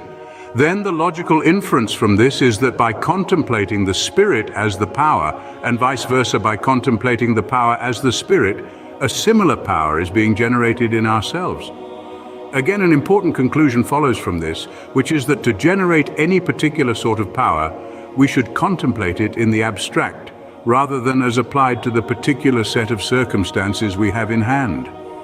The circumstances indicate the sort of power we want, but they do not help us to generate it. Rather, they impress us with a sense of something contrary to the power, something which has to be overcome by it. And therefore we should endeavor to dwell on the power in itself, and so come into touch with it in its limitless infinitude. It is here that we begin to find the benefit of a divine standard of human individuality. That also is an infinite principle, and by identifying ourselves with it, we bring to bear upon the abstract conception of infinite impersonal power a corresponding conception of infinite personality, so that we thus import the personal factor which is able to use the power without imposing any strain upon ourselves. We know that by the very nature of the creative process, we are one with the originating spirit, and therefore one with all the principles of its being, and consequently one with its infinite personality, and therefore our contemplation of it as the power which we want gives us the power to use that power. This is the self-contemplation of spirit employed from the individual standpoint for the generating of power. Then comes the application of the power thus generated. But there is only one creative process, that of the self-contemplation of spirit, and therefore the way to use this process for the application of the power is to contemplate ourselves as surrounded by the conditions which we want to produce. This does not mean that we are to lay down a hard and fast pattern of the conditions and strenuously endeavor to compel the power to conform its working to every detail of our mental picture. To do so would be to hinder its working and to exhaust ourselves. What we are to dwell upon is the idea of an infinite power producing the happiness we desire. And because this power is also the forming power of the universe, trusting it to give that form to the conditions which will most perfectly react upon us to produce the particular state of consciousness desired. Thus, neither on the side of indrawing nor of outgiving is there any constraining of the power, while in both cases there is an initiative and selective action on the part of the individual. For the generating of power, he takes the initiative of invoking it by contemplation, and he makes selection of the sort of power to invoke, while on the giving outside he makes selection of the purpose for which the power is to be employed, and takes the initiative by his thought of directing the power to that purpose. He thus fulfills the fundamental requirements of the creative process by exercising spirit's inherent faculties of initiative and selection by means of its inherent method, namely by self-contemplation. The whole action is identical in kind with that which produces the cosmos, and it is now repeated in miniature for the particular world of the individual. Only we must remember that this miniature reproduction of the creative process is based upon the great fundamental principles inherent in the universal mind, and cannot be dissociated from them without involving a conception of the individual which will ultimately be found self-destructive because it cuts away the foundation on which his individuality rests. It will therefore be seen that any individuality based upon the fundamental standard of personality thus involved in the universal mind has reached the basic principle of union with the originating spirit itself. And we are therefore correct in saying that union is attained through or by means of this standard personality. This is a great truth which in all ages has been set forth under a variety of symbolic statements, often misunderstood and still continuing to be so, though owing to the inherent vitality of the idea itself, even a partial apprehension of it produces a corresponding measure of good results. This falling short has been occasioned by the failure to recognize an eternal principle at the back of the particular statements. In a word, the failure to see what they were talking about.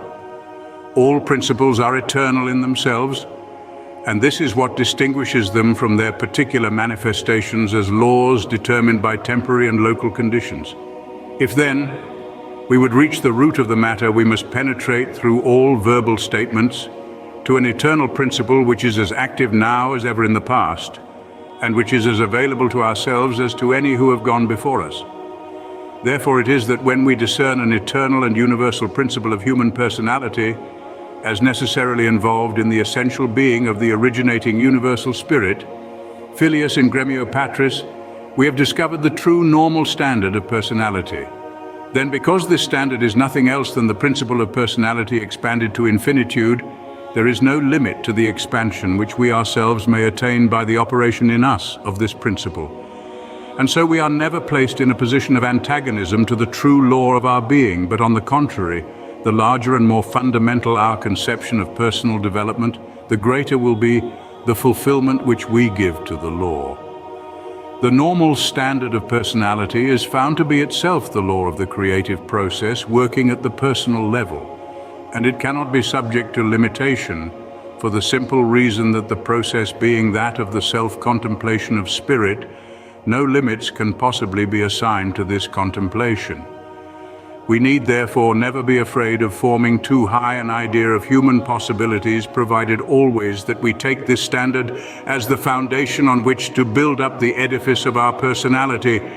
And we see that this standard is no arbitrary one, but simply the expression in personality of the one, all-embracing spirit of the affirmative, and therefore the only limitation implied by conformity to it is that of being prevented from running on lines the opposite of those of the creative process.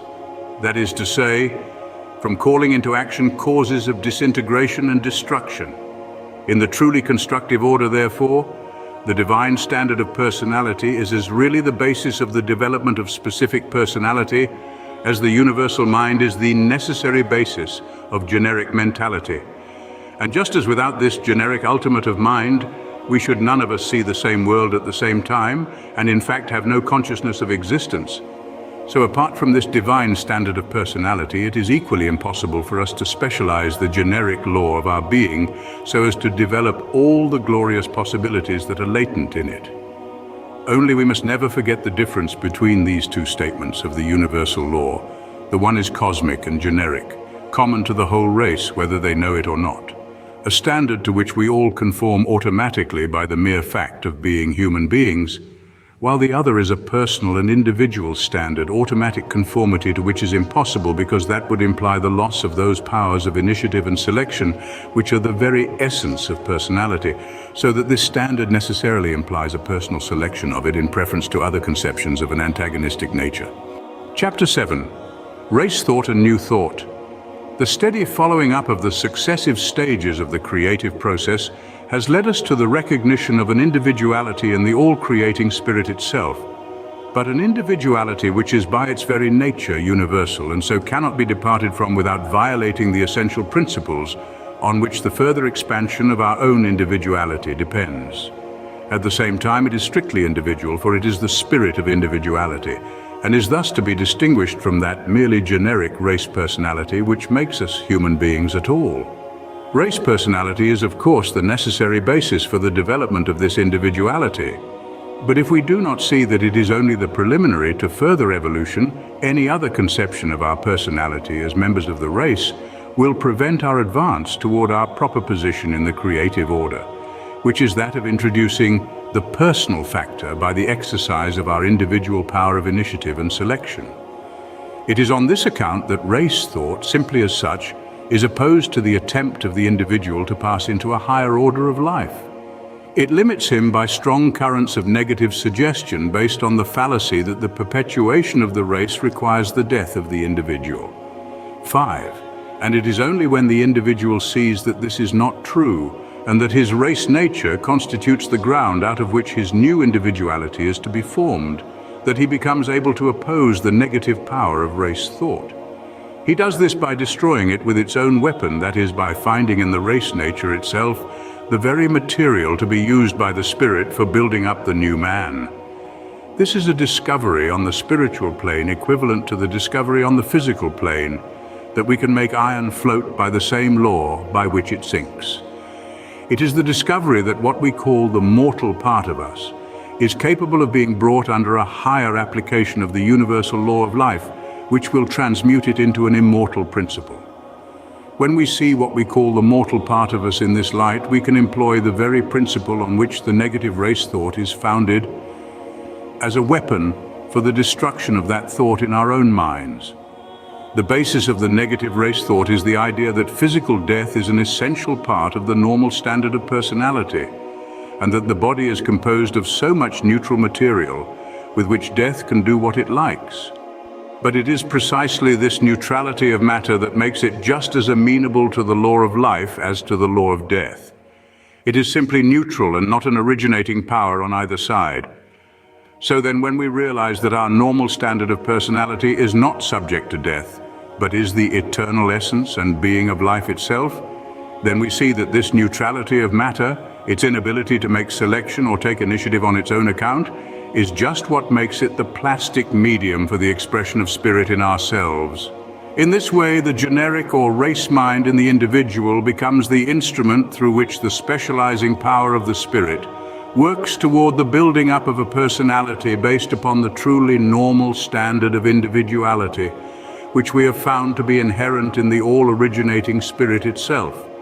And since the whole question is that of the introduction of the factor of personal individuality into the creative order of causation, this cannot be done by depriving the individual of what makes him a person instead of a thing, namely, the power of conscious initiative and selection. For this reason, the transition from the fourth kingdom into the fifth cannot be forced upon the race either by a divine fiat or by the generic action of cosmic law, for it is a specializing of the cosmic law which can only be effected by personal initiative and selection, just as iron can only be made to float under certain specialized conditions. And consequently, the passage from the fourth into the fifth kingdom is a strictly individual process which can only be brought about by a personal perception of what the normal standard of the new individuality really is. This can only be done by the active laying aside of the old race standard and the conscious adoption of the new one. The student will do well to consider this carefully, for it explains why the race cannot receive the further evolution simply as a race. And also it shows that our further evolution is not into a state of less activity but of greater, not into being less alive but more alive, not into being less ourselves but more ourselves, thus being just the opposite of those systems which present the goal of existence as reabsorption into the undifferentiated divine essence. On the contrary, our further evolution is into greater degrees of conscious activity than we have ever yet known, because it implies our development of greater powers as the consequence of our clearer perception of our true relation to the all-originating spirit. It is the recognition that we may and should measure ourselves by this new standard instead of by the old race standard that constitutes the real new thought. The new thought which gives new life to the individual will never be realized so long as we think that it is merely the name of a particular sect, or that it is to be found in the mechanical observance of a set of rules laid down for us by some particular teacher. It is a new fact in the experience of the individual, the reason for which is indeed made clear to him through intellectual perception of the real nature of the creative process, but which can become an actual experience only by habitual personal intercourse with that divine spirit, which is the life, love, and beauty that are at the back of the creative process, and find expression through it. From this intercourse, new thoughts will continually flow in, all of them bearing that vivifying element which is inherent in their source.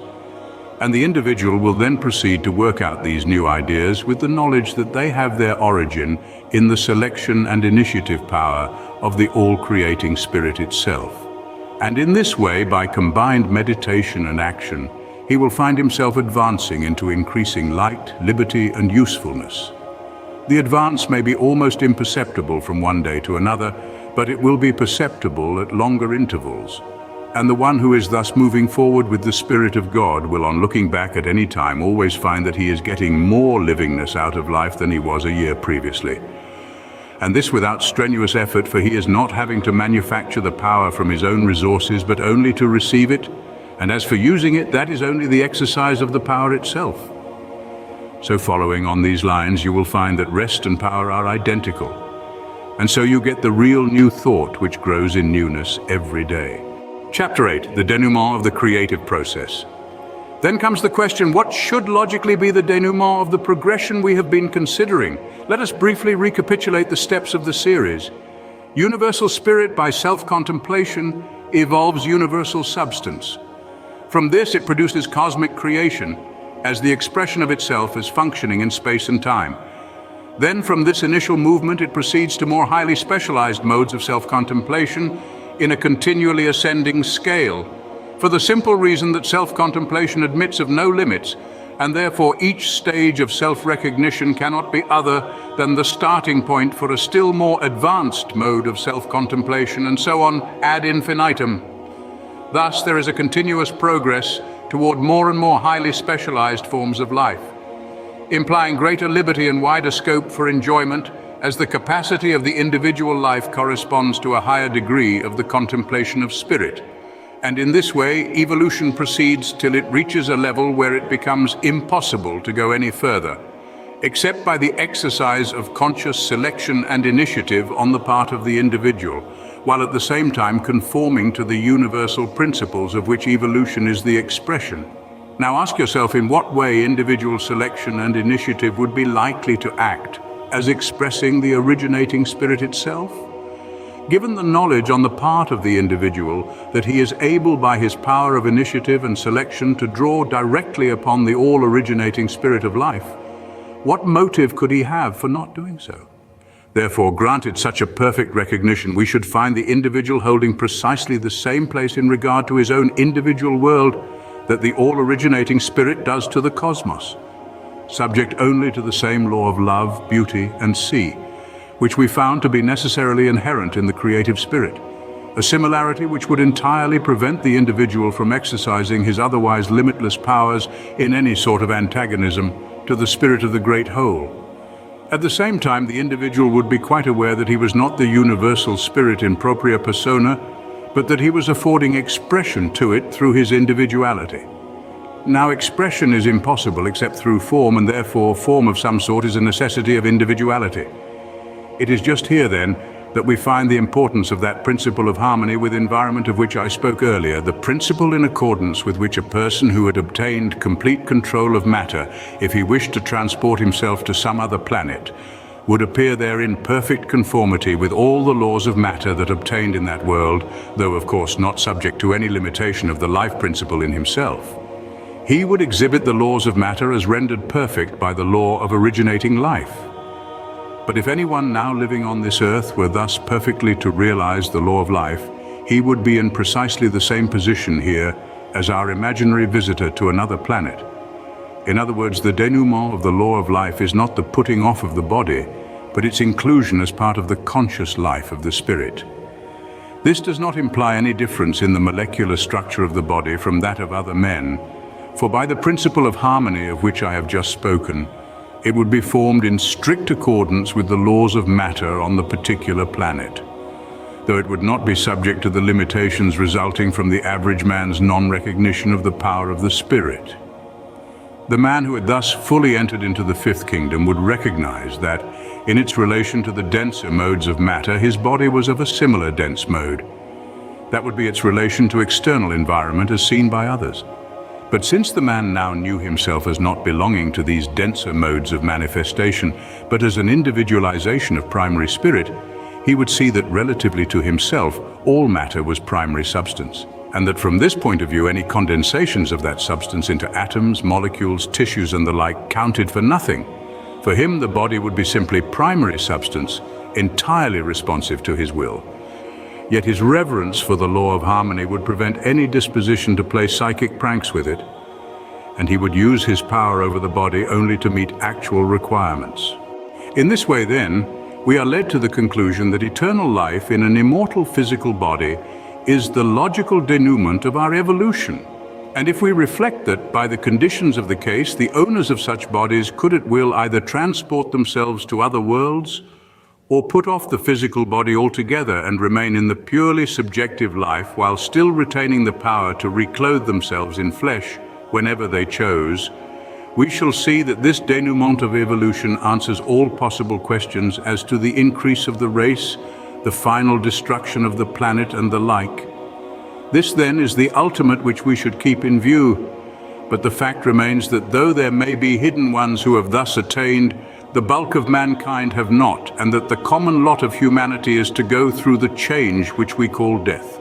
In broad philosophical terms, death may be described as the withdrawal of the life into the subjective consciousness to the total exclusion of the objective consciousness. Then, by the general law of the relation between subjective and objective mind, the subjective mind severed from its corresponding objective mentality has no means of acquiring fresh impressions on its own account, and therefore can only ring the changes on those impressions which it has brought with it from its past life. But these may be of very various sorts, ranging from the lowest to the highest, from those most opposed to that ultimate destiny of man which we have just been considering, to those which recognize his possibilities in a very large measure, needing little more to bring about the full fruition of perfected life. But however various may be their experiences, all who have passed through death must have this in common, that they have lost their physical instrument of objective perception and so have their mode of consciousness determined entirely by the dominant mode of suggestion which they have brought over with them from the objective side of life. 6. Of course, if the objective mentality were also brought over, this would give the individual the same power of initiative and selection that he possesses while in the body, and as we shall see later on, there are exceptional persons with whom this is the case. But for the great majority, the physical brain is a necessity for the working of the objective mentality, and so when they are deprived of this instrument, their life becomes purely subjective and is a sort of dream life, only with a vast difference between two classes of dreamers, those who dream as they must and those who dream as they will. The former are those who have enslaved themselves in various ways to their lower mentality, some by bringing with them the memory of crimes unpardoned, some by bringing with them the idea of a merely animal life, others less degraded, but still in bondage to limited thought, bringing with them only the suggestion of a frivolous worldly life. In this way, by the natural operation of the law of suggestion, these different classes, either through remorse or unsatisfied desires or sheer incapacity to grasp higher principles, all remain earthbound, suffering in exact correspondence with the nature of the suggestion they have brought along with them. The unchangeable law is that the suggestion becomes the life, and this is equally true of suggestions of a happier sort. Those who have brought over with them the great truth that conditions are the creations of thought, and who have accustomed themselves while in objective life to dwell on good and beautiful ideas, are still able, by reason of being imbued with this suggestion, to mold the conditions of their consciousness in the subjective world in accordance with the sort of ideas which have become a second nature to them. Within the limits of these ideas, the dominant suggestion to these entities is that of a law which confers liberty. So by using this law of the constructive power of thought, they can determine the conditions of their own consciousness. And thus, instead of being compelled to suffer the nightmare dreams of the other class, they can mold their dream according to their will. We cannot conceive of such a life as theirs in the unseen as otherwise than happy. Nevertheless, its range is limited by the range of the conceptions they have brought with them. These may be exceedingly beautiful and thoroughly true and logical as far as they go. But they do not go the whole way, otherwise these spirits would not be in the category which we are considering, but would belong to that still higher class, who fully realize the ultimate possibilities which the law of the expression of spirit provides. The otherwise happy subjective life of these more enlightened souls has this radical defect that they have failed to bring over with them that power of original selection and initiative without which further progress is impossible. I wish the student to grasp this point very clearly, for it is of the utmost importance. Of course, the basis of our further evolution is conformity to the harmonious nature of the originating spirit. But upon this foundation, we each have to build up the superstructure of our own individuality, and every step of advance depends on our personal development of power to take that step. This is what is meant by taking an initiative. It is making a new departure, not merely recombining the old things into fresh groupings still subject to the old laws, but introducing an entirely new element which will bring its own new law along with it. Now, if this is the true meaning of initiative, then that is just the power which these otherwise happy souls do not possess. For by the very conditions of the case, they are living only in their subjective consciousness, and consequently are living by the law of subjective mind. And one of the chief characteristics of subjective mind is its incapacity to reason inductively, and therefore its inability to make the selection and take the initiative necessary to inaugurate a new departure. The well-established facts of mental law show conclusively that subjective mind argues only deductively. It argues quite correctly from any given premises, but it cannot take the initiative in selecting the premises. That is the province of inductive reasoning, which is essentially the function of the objective mind. But by the law of autosuggestion, this discarnate individual has brought over his premises with him, which premises are the sum total of his inductions made during objective life. The conception of things which he held at the time he passed over, for this constituted his idea of truth. Now he cannot add to these inductions, for he has parted with his instrument for inductive reasoning, and therefore his deductive reasoning in the purely subjective state which he has now entered is necessarily limited to the consequences which may be deducted from the premises which he has brought along with him. In the case of the highly developed individualities we are now considering, the premises thus brought over are of a very far-reaching and beautiful character, and consequently the range of their subjective life is correspondingly wide and beautiful. But, nevertheless, it is subject to the radical defect that it is debarred from further progress, for the simple reason that the individual has not brought over with him the mental faculty which can impress his subjective entity with the requisite forward movement for making a new departure into a new order. And moreover, the higher the subjective development with which the individual passed over, the more likely he will be to realize this defect. If during earth life he had gained sufficient knowledge of these things, he will carry with him the knowledge that his discarnate existence is purely subjective, and therefore he will realize that however he may be able to order the pictures of his dream, yet it is still but a dream, and in common with all other dreams lacks the basis of solidity from which to take really creative action. He knows also that the condition of other discarnate individualities is similar to his own, and that consequently each one must necessarily live in a world apart, a world of his own creation, because none of them possess the objective mentality by which to direct their subjective currents so as to make them penetrate into the sphere of another subjective entity, which is the modus operandi of telepathy. Thus he is conscious of his own inability to hold intercourse with other personalities, for though he may for his own pleasure create the semblance of them in his dream life, yet he knows that these are creations of his own mind, and that while he appears to be conversing with a friend amid the most lovely surroundings, the friend himself may be having experiences of a very different description. I am, of course, speaking now of persons who have passed over in a very high state of development and with a very considerable, though still imperfect, knowledge of the law of their own being. Probably the majority take their dream life for an external reality, and in any case, all who have passed over without carrying their objective mentality along with them must be shut up in their individual subjective spheres and cease to function as centers of creative power, so long as they do not emerge from that state. But the highly advanced individuals of whom I am now speaking have passed over with a true knowledge of the law of the relation between subjective and objective mind, and have therefore brought with them a subjective knowledge of this truth.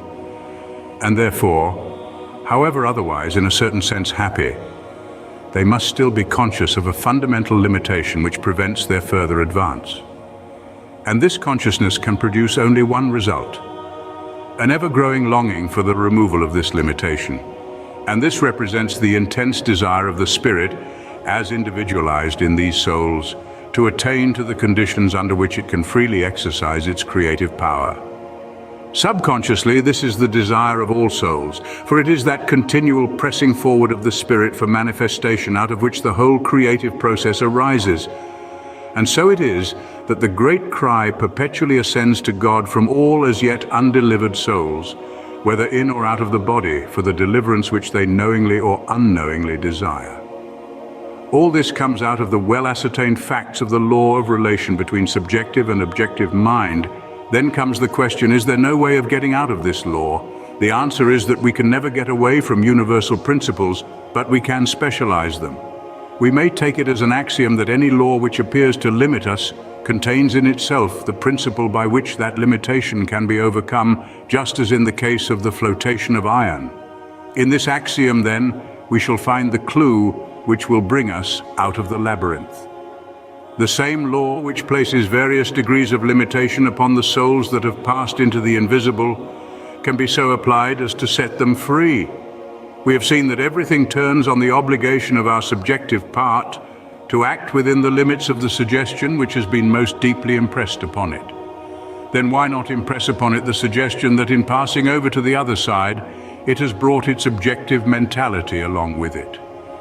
If such a suggestion were effectively impressed upon our subjective mind, then by the fundamental law of our nature, our subjective mind would act in strict accordance with this suggestion, with the result that the objective mind would no longer be separated from it, and that we should carry with us into the unseen our whole mentality, both subjective and objective, and so be able to exercise our inductive powers of selection and initiative as well there as here.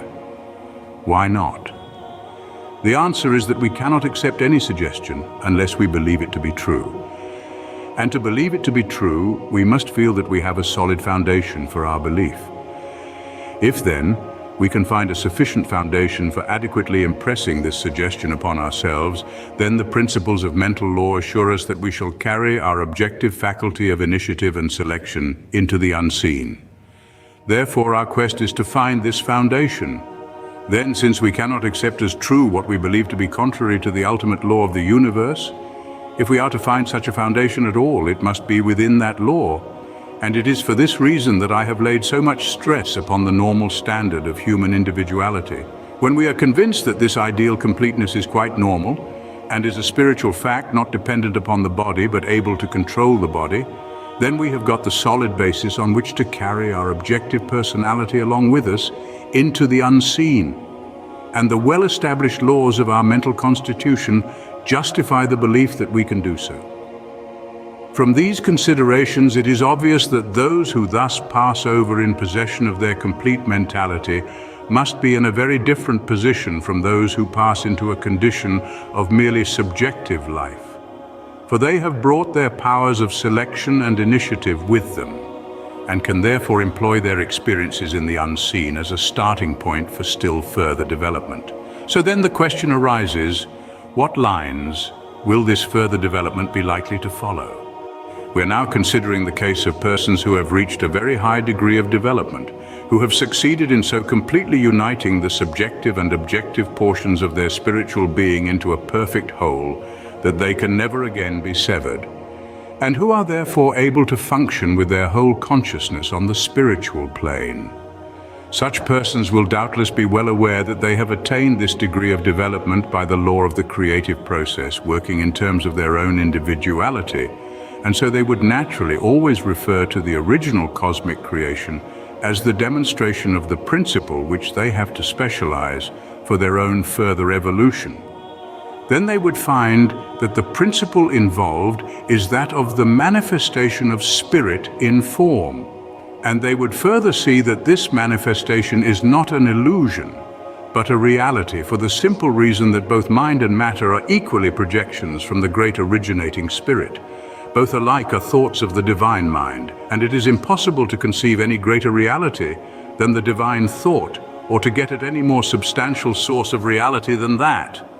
Even if we were to picture the divine mind as laughing at its productions as being mere illusions relatively to itself, which I certainly do not, still the relation between the individual mind and material existence would be a reality for the individual, on the simple mathematical ground that like signs multiplied together invariably produce a positive result, even though the signs themselves be negative.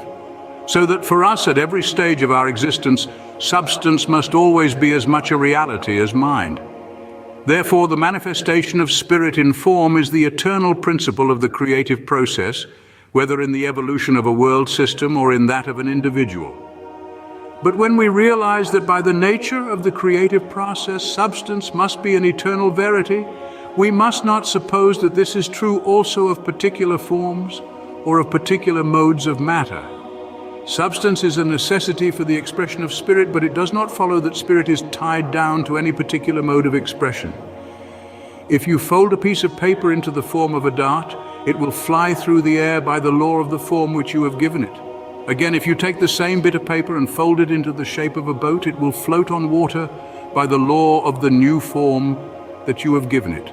The thing formed will act in accordance with the form given it, and the same paper can be folded into different forms. But if there were no paper, you could put it into any shape at all. The dart and the boat are both real so long as you retain the paper in either of those shapes. But this does not alter the fact that you can change the shapes, though your power to do so depends on the existence of the paper. This is a rough analogy of the relation between ultimate substance and particular forms, and shows us that neither substance nor shape is an illusion. Both are essential to the manifestation of spirit. Only by the nature of the creative process, the spirit has power to determine what shape substance shall take at any particular time. Accordingly, we find the great law that as spirit is the alpha of the creative process, so solid material form is its omega. In other words, the creative series is incomplete until solid material form is reached.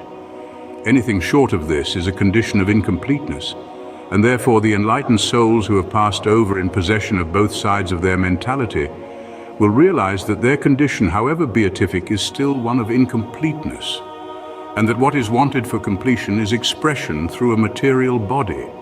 This then is the direction in which such souls would use their powers of initiative and selection as being the true line of evolution. In a word, they would realize that the principle of creative progression, when it reaches the level of fully developed mental man, necessarily implies the resurrection of the body, and that anything short of this would be retrogression and not progress. At the same time, persons who had passed over with this knowledge would never suppose that resurrection meant merely the resuscitation of the old body under the old conditions.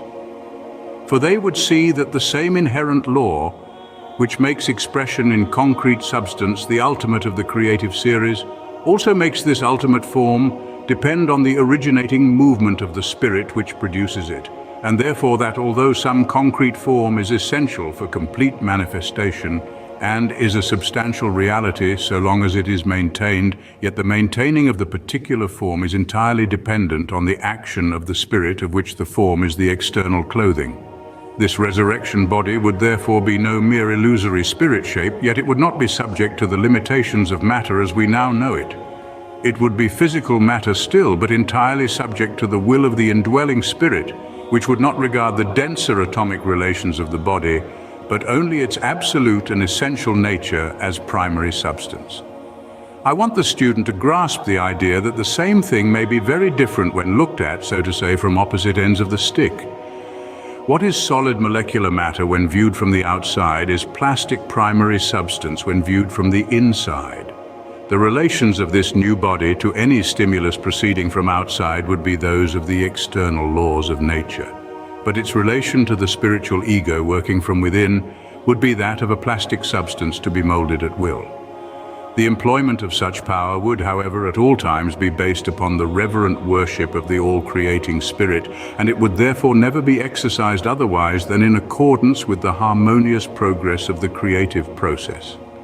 Proceeding on these lines, the spirit in the individual would stand in precisely the same relation to his body that the all-originating spirit does to the cosmos. This, then, is the sort of body which the instructed would contemplate as that in which he was to attain resurrection. He would regard it not as an illusion but as a great reality, while at the same time he would not need to trouble himself about its particular form, for he would know that it would be the perfect expression of his own conception of himself. He would know this because it is in accordance with the fundamental principle that external creation has its root in the self-contemplation of spirit. Those passing over with this knowledge would obviously be in a very different position from those who passed over with only a subjective consciousness. They would bring with them powers of selection and initiative by which they could continue to impress fresh and expanding conceptions upon their subjective mind, and so cause it to carry on its work as the seed ground of the whole individuality, instead of being shut up in itself as a mere circulus for the repetition of previously received ideas. And so in their recognition of the principle of physical resurrection, they would have a clear and definite line of autosuggestion. And because this suggestion is derived from the undeniable facts of the whole cosmic creation, it is one which both subjective and objective mind can accept as an established fact. And so the suggestion becomes effective. This suggestion then becomes the self-contemplation of the individual spirit, and because it is in strict conformity with the generic principle of the original creative activity, of which the individual mind is itself a product, this becomes also the self-contemplation of the originating spirit as seeing itself reflected in the individual spirit, so that by the basic law of the creative process, this suggestion is bound sooner or later to work out into its corresponding fact, namely the production of a material body free from the power of death and from all those limitations which we now associate with our physical organism. This then is the hope of those who pass over in recognition of the great truth. But how about those who have passed over without that recognition? We have seen that their purely subjective condition precludes them from taking any initiative on their own account, for that requires the presence of objective mind. Their subjective mind, however, still retains its essential nature. That is, it is still susceptible to suggestion, and still possesses its inherent creativeness in working out any suggestion that is sufficiently deeply implanted in it. Here, then, opens up a vast field of activity for that other class who have passed over in possession of both sides of their mentality. By means of their powers of initiative and selection, they can, on the principle of telepathy, cause their own subjective mind to penetrate the subjective spheres of those who do not possess those powers. And they can thus endeavor to impress upon them the great truth of the physical ultimate of the creative process, the truth that any series which stops short of that ultimate is incomplete, and if insisted upon as being ultimate, must become self-destructive, because in opposition to the inherent working of the universal creative spirit. Then, as the perception of the true nature of the creative process dawned upon any subjective entity, it would, by reason of accepting this suggestion, begin to develop an objective mentality, and so would gradually attain to the same status as those who had passed over in full possession of all their mental powers. But the more the objective mentality became developed in these discarnate personalities, the more the need of a corresponding physical instrument would assert itself, both from their intellectual perception of the original cosmic process, and also from the inherent energy of the spirit, as centered in the ultimate ego of the individual. Not to seek material manifestation would be the contrary of all we have traced out regarding the nature of the creative process, and hence the law of tendency, resulting from the conscious union of subjective and objective mind in the individual, must necessarily be toward the production of a physical form.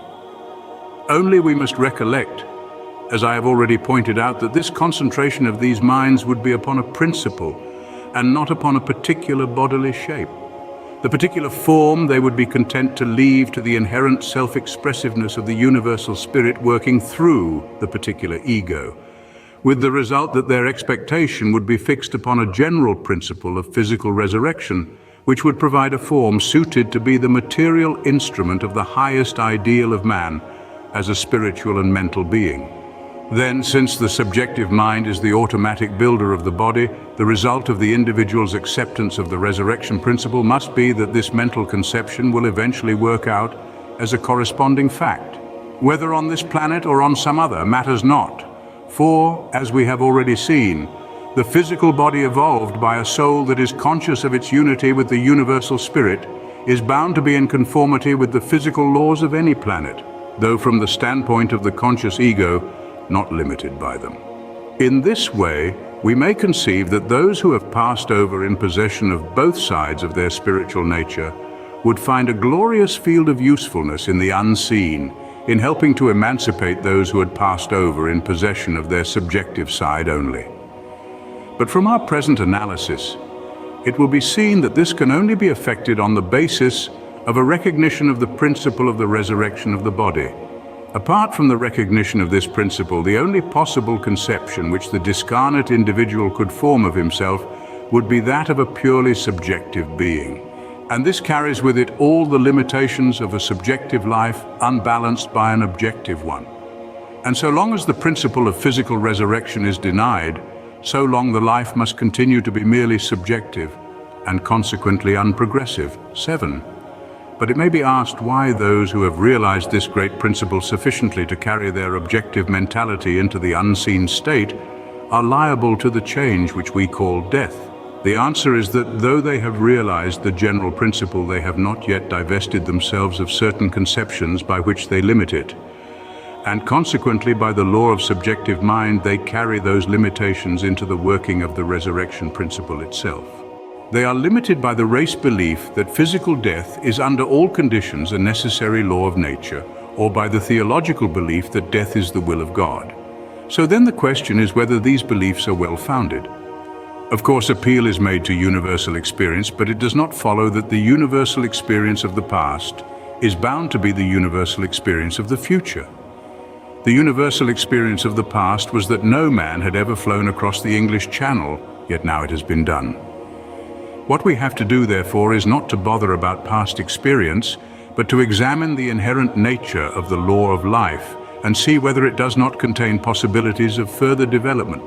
And the first step in this direction is to see whether what we have hitherto considered limitations of the law are really integral parts of the law itself. The very statement of this question shows the correct answer. For how can a force acting in one direction be an integral part of a force acting in the opposite direction? How can the force which pulls a thing down be an integral part of the force which builds it up? To suppose, therefore, that the limitations of the law are an integral portion of the law itself is a reductio ad absurdum. For these reasons, the argument from the past experience of the race counts for nothing. And when we examine the theological argument, we shall find that it is only the old argument from past experience in another dress. It is alleged that death is the will of God. How do we know that it is the will of God? Because the facts prove it so, is the ultimate answer of all religious systems with one exception. So here we are back again at the old race experience as the criterion of truth. Therefore, the theological argument is nothing but the materialistic argument disguised. It is in our more or less conscious acceptance of the materialistic argument, under any of its many disguises, that the limitation of life is to be found, not in the law of life itself. And if we are to bring into manifestation the infinite possibilities latent in that law, it can only be by looking steadily into the principle of the law and resolutely denying everything that opposes it. The principle of life must of necessity be affirmative, and affirmative throughout without any negative anywhere. If we once realize this, we shall be able to unmask the enemy and silence his guns. Now, to do this is precisely the one object of the Bible, and it does it in a thoroughly logical manner, always leading on to the ultimate result by successive links of cause and effect. People will tell you that the Bible is their authority for saying that death is the will of God, but these are people who read it carelessly, and ultimately the only reason they can give you for their manner of interpreting the Bible is that the facts prove their interpretation to be correct.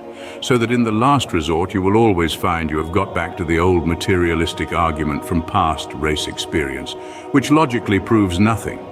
These are good, well-meaning people with a limited idea which they read into the Bible, and so limit its promises by making physical death an essential preliminary to resurrection. They grasp, of course, the great central idea that perfected man possesses a joyous immortal life permeating spirit, soul, and body, but they relegate it to some dim and distant future, entirely disconnected from the present law of our being, not seeing that if we are to have eternal life, it must necessarily be involved in some principle which is eternal and therefore existing, at any rate latently, at the present moment. Hence, though their fundamental principle is true, they are all the time mentally limiting it, with the result that they themselves create the conditions they impose upon it, and consequently the principle will work, as principles always do, in accordance with the conditions provided for its action. Unless, therefore, this limiting belief is entirely eradicated, the individual, though realizing the fundamental principle of life, is bound to pass out of physical existence.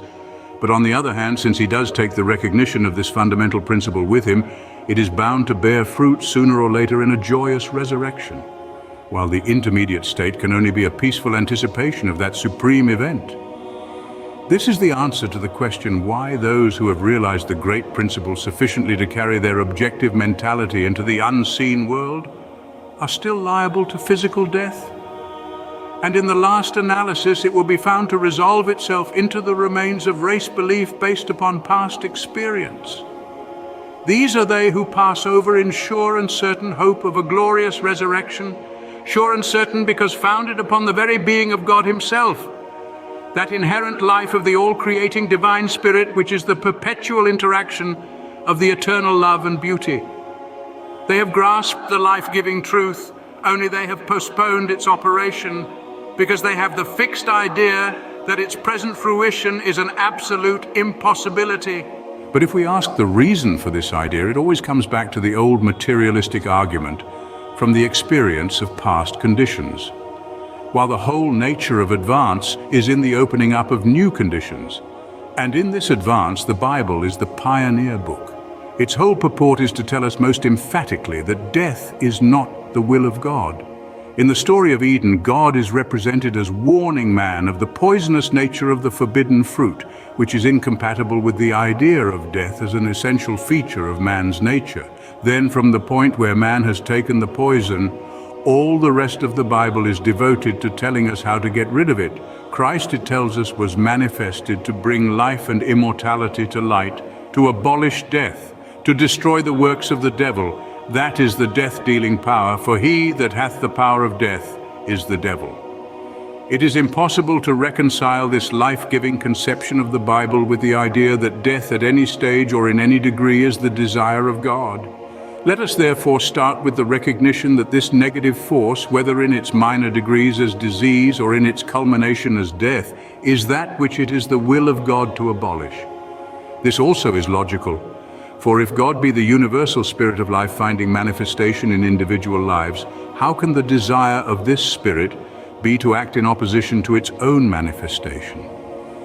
Therefore, Scripture and common sense alike assure us that the will of God toward us is life and not death. 8. We may therefore start on our quest for life with the happy certainty that God is on our side. But people will meet us with the objection that though God wills life to us, he does not will it just yet, but only in some dim, far-off future. How do we know this? Certainly not from the Bible. In the Bible, Jesus speaks of two classes of persons who believe on him as the manifestation or individualization of the Spirit of life. He speaks of those who, having passed through death, still believe on him and says that these shall live, a future event. And at the same time, he speaks of those who are living and believe on him and says that they shall never die, thus contemplating the entire elimination of the contingency of death. John 8:25. Again, St. Paul expresses his wish not to be unclothed, but to be clothed upon, which he certainly would not have done had he considered the latter alternative a nonsensical fancy. And in another place, he expressly states that we shall not all die, but that some shall be transmuted into the resurrection body, without passing through physical death. And if we turn to the Old Testament, we find two instances in which this is said to have actually occurred, those of Enoch and Elijah. And we may note in passing that the Bible draws our attention to certain facts about these two personages, which are important as striking at the root of the notion that austerities of some sort are necessary for the great attainment. Of Enoch, we are expressly told that he was the father of a large family, and of Elijah that he was a man of like nature with ourselves, thus showing us what is wanted is not a shutting of ourselves off from ordinary human life, but such a clear realization of the universal principle of which our personal life is the more or less conscious manifestation, that our commonest actions will be hallowed by the divine presence. And so the grand denouement will be only the natural result of our daily habit of walking with God. From the standpoint of the Bible, therefore, the attainment of physical regeneration without passing through death is not an impossibility, nor is it necessarily relegated to some far-off future. Whatever anyone else may say to the contrary, the Bible contemplates such a denouement of human evolution as a present possibility. Then if we argue from the philosophical standpoint, we arrive at precisely the same result. Past experience proves nothing, and we must therefore make a fresh start by going back to the original creative action of the spirit of life itself. Then if we take this as our starting point, remembering that at the stage of this original movement, there can be no intervention by a second power, because there is none, why should we mentally impose any restriction upon the action of the creative power? Certainly not by its own law of tendency, for that must always be toward fuller self-expression. And since this can only take place through the individual, the desire of the spirit must always be toward the increasing of the individual life, nor yet from anything in the created substance, for that would either be to suppose the spirit creating something in limitation of its own self-expression, or else to suppose that the limiting substance was created by some other power working against the spirit. And as this would mean a duality of powers, we should not have reached the originating power at all. And so we might put spirit and substance equally out of court as both being merely modes of secondary causation. But if we see that the universal substance must be created by emanation from the universal spirit, then we see that no limitation of spirit by substance is possible. We may therefore feel assured that no limitation proceeds either from the will of the spirit or from the nature of substance. Where then does limitation come from? Limiting conditions are created by the same power which creates everything else, namely the self-contemplation of spirit. This is why it is so important to realize that the individual mind forms a center from which the self-contemplating action of spirit is specialized in terms of the individual's own mode of thinking, and therefore so long as the individual contemplates negative conditions as being of the essence of his own personality, he is in effect employing the creative power of the self-contemplation of spirit invertedly, destructively instead of constructively. The law of the self-contemplation of spirit as the creative power is as true in the microcosm as in the macrocosm. And so the individual's contemplation of himself as subject to the law of sin and death keeps him subject to that law, while the opposite self-contemplation, the contemplation of himself as rejoicing in the life of the spirit, the perfect law of liberty, must necessarily produce the opposite results. Why then should not regeneration be accomplished here and now? I can see no reason against it, either scriptural or philosophical, except our own difficulty in getting rid of the race traditions which are so deeply embedded in our subjective minds. To get rid of these, we require a firm basis on which to receive the opposite suggestion. We need to be convinced that our ideal of a regenerated self is in accord with the normal standard of humanity and is within the scope of the laws of the universe. Now, to make clear to us the infinitude of the truly normal standard of humanity is the whole purpose of the Bible, and the manifestation of this standard is set before us in the central personality of the Scriptures, who is at once the Son of God and the Son of Man, the great exception, if you will, to man as we know him now, but the exception which proves the rule. In proportion as we begin to realize this, we begin to introduce into our own life the action of that personal factor on which all further development depends. And when our recognition is complete, we shall find that we also are children of God.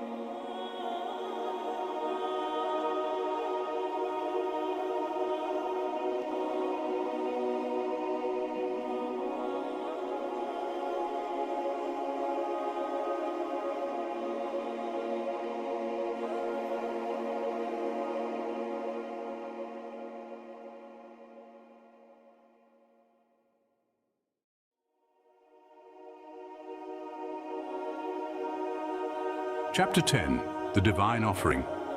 I take the present opportunity of a new edition to add a few pages on certain points which appear to me of vital importance, and the connection of which with the preceding chapters will, I hope, become evident as the reader proceeds.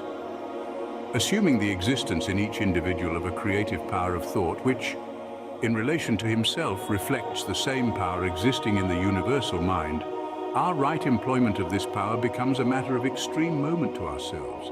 Its inverted use necessarily holds us fast in the bondage from which we are seeking to escape, and equally necessarily its right use brings us into liberty, and therefore, if any divine revelation exists at all, its purpose must be to lead us away from the inverted use of our creative faculty and into such a higher specializing of it as will produce the desired result.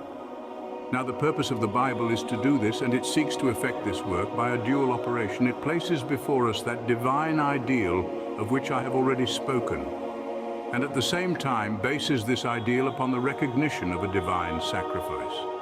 These two conceptions are so intimately interwoven in Scripture that they cannot be separated, but at the present day there is a growing tendency to attempt to make this separation and to discard the conception of a divine sacrifice as unphilosophical, that is, as having no nexus of cause and effect. What I want, therefore, to point out in these additional pages is that there is such a nexus, and that so far from being without a sequence of cause and effect, it has its root in the innermost principles of our own being. It is not contrary to law, but proceeds from the very nature of the law itself. The current objection to the Bible teaching on this subject is that no such sacrifice could have been required by God, either because the originating energy can have no consciousness of personality and is only a blind force, or because if God is love, he could not demand such a sacrifice. On the former hypothesis, we are of course away from the Bible teaching altogether and have nothing to do with it. But as I have said elsewhere, the fact of our own consciousness of personality can only be accounted for by the existence, however hidden, of a corresponding quality in the originating spirit.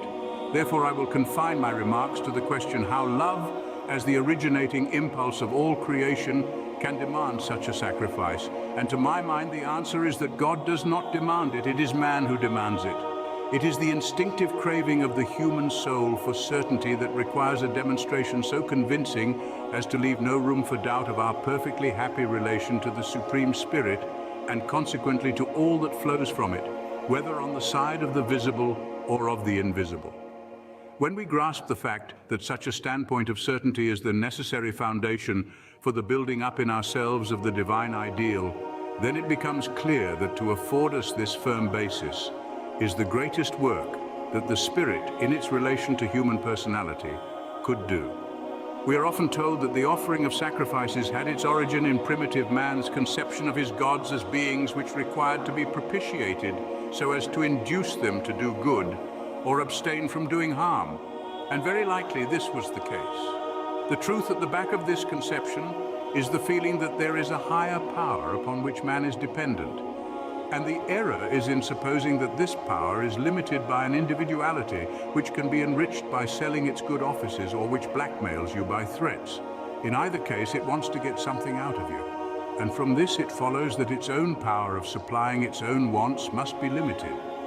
Otherwise, it would not require to be kept in good temper by gifts. In very undeveloped minds, such a conception results in the idea of numerous gods, each having, so to say, his own particular line of business. And the furthest advance this mode of thought is capable of is the reduction of these various deities to two antagonistic powers of good and of evil. But the result in either case is the same, so long as we start with the hypothesis that the good will do us more good and the evil do us less harm by reason of our sacrifices. For then it logically follows that the more valuable your sacrifices and the oftener they are presented, the better chance you have of good luck.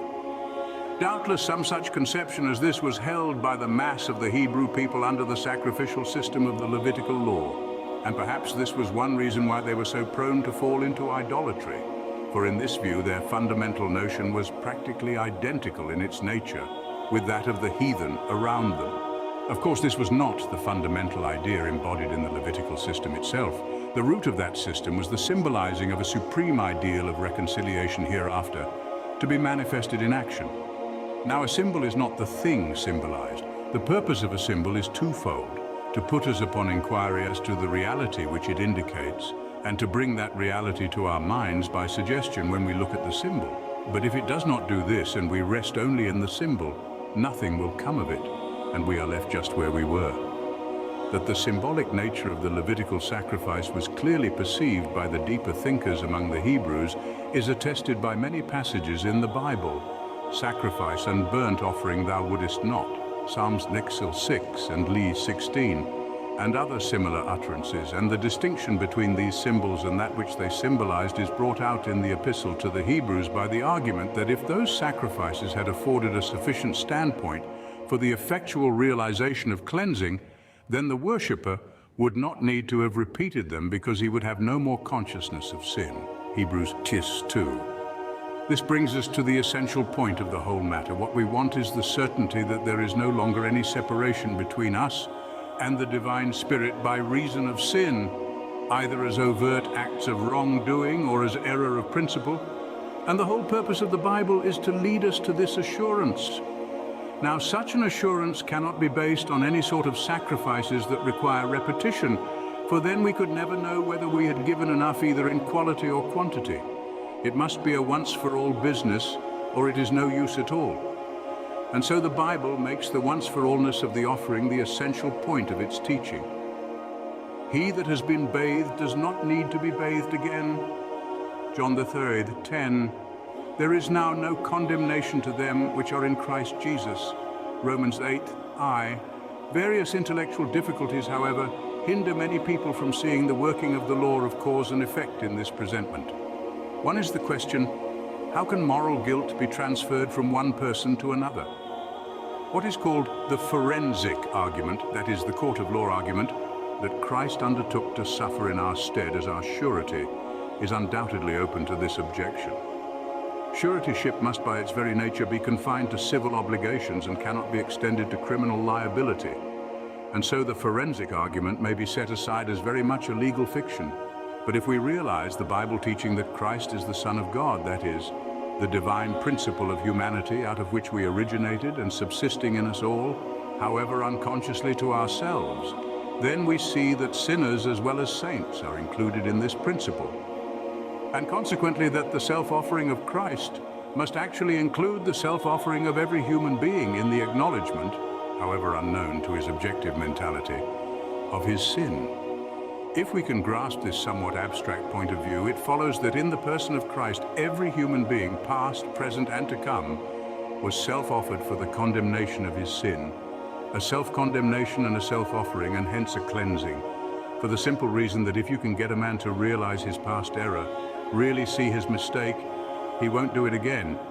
And it is the perpetuation of sin and error that has to be got rid of. To do this universally would be to regain paradise. Seen therefore in this light, there is no question of transference of moral guilt, and I take it this is St. Paul's meaning when he speaks of our being partakers in Christ's death.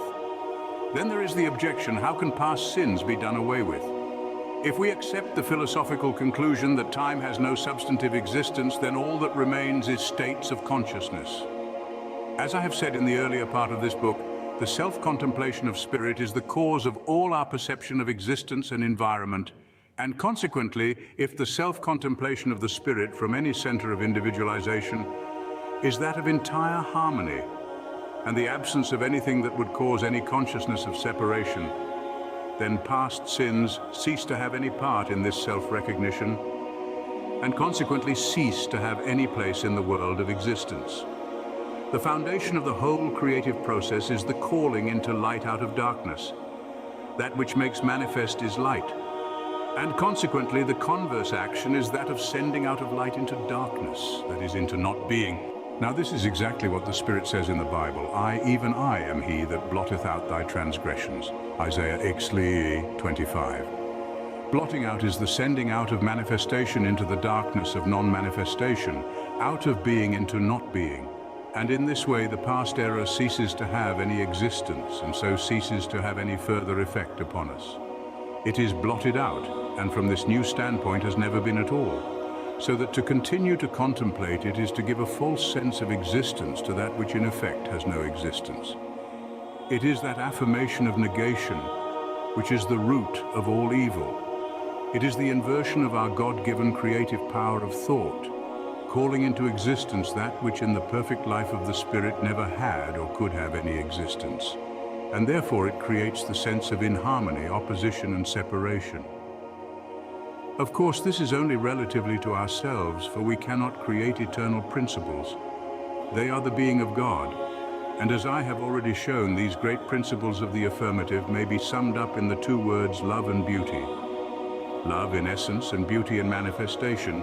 But since we can only live from the standpoint of our own consciousness, we can make a false creation built upon the idea of opposites to the all-creating love and beauty, which false creation with all its accompaniments of limitation, sin, sorrow, sickness, and death must necessarily be real to us until we perceive that these things were not created by God, the spirit of the affirmative, but by our own inversion of our true relation to the all-creating being.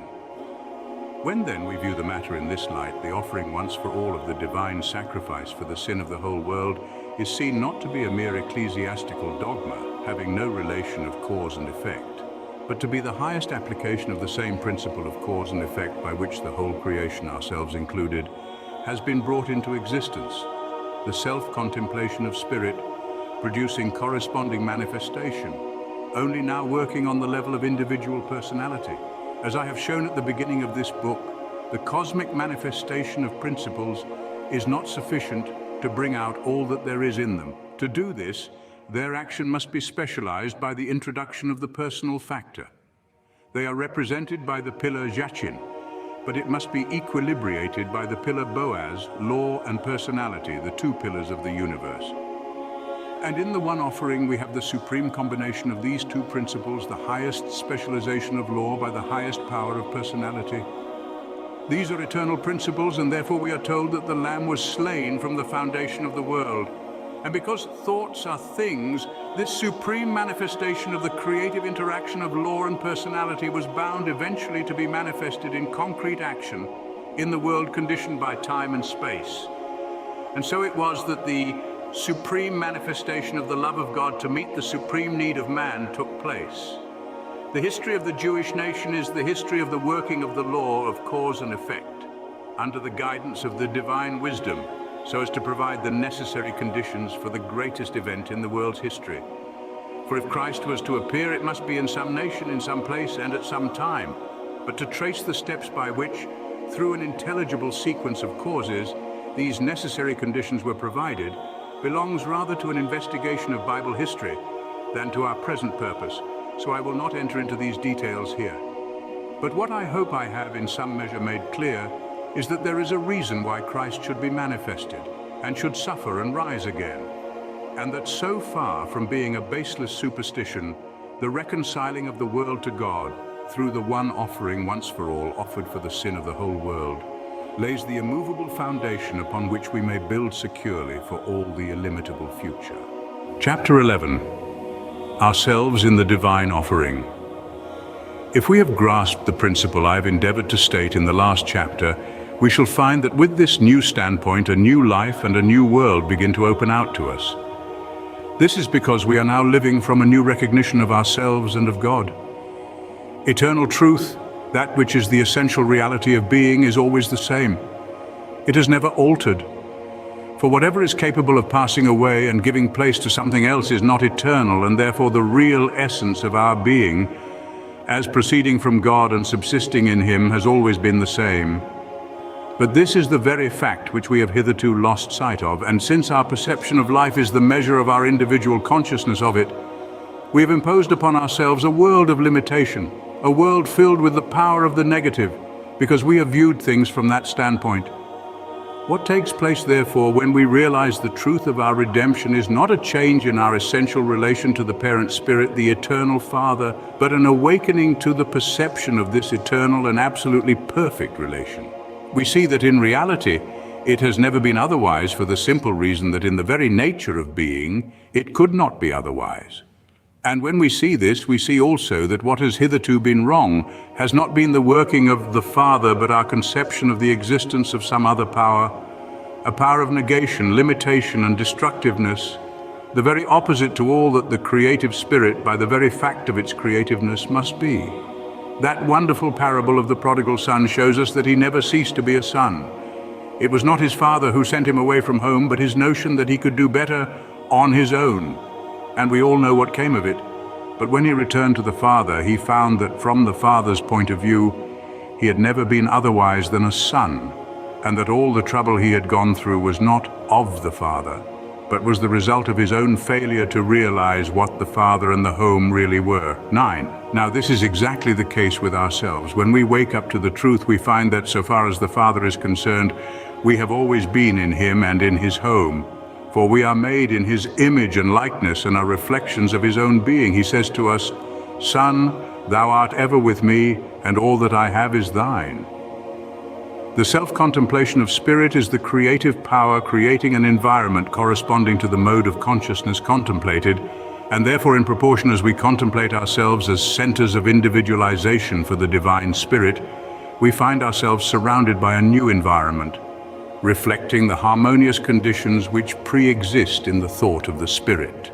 This then is the sequence of cause and effect involved in the teaching of the Bible.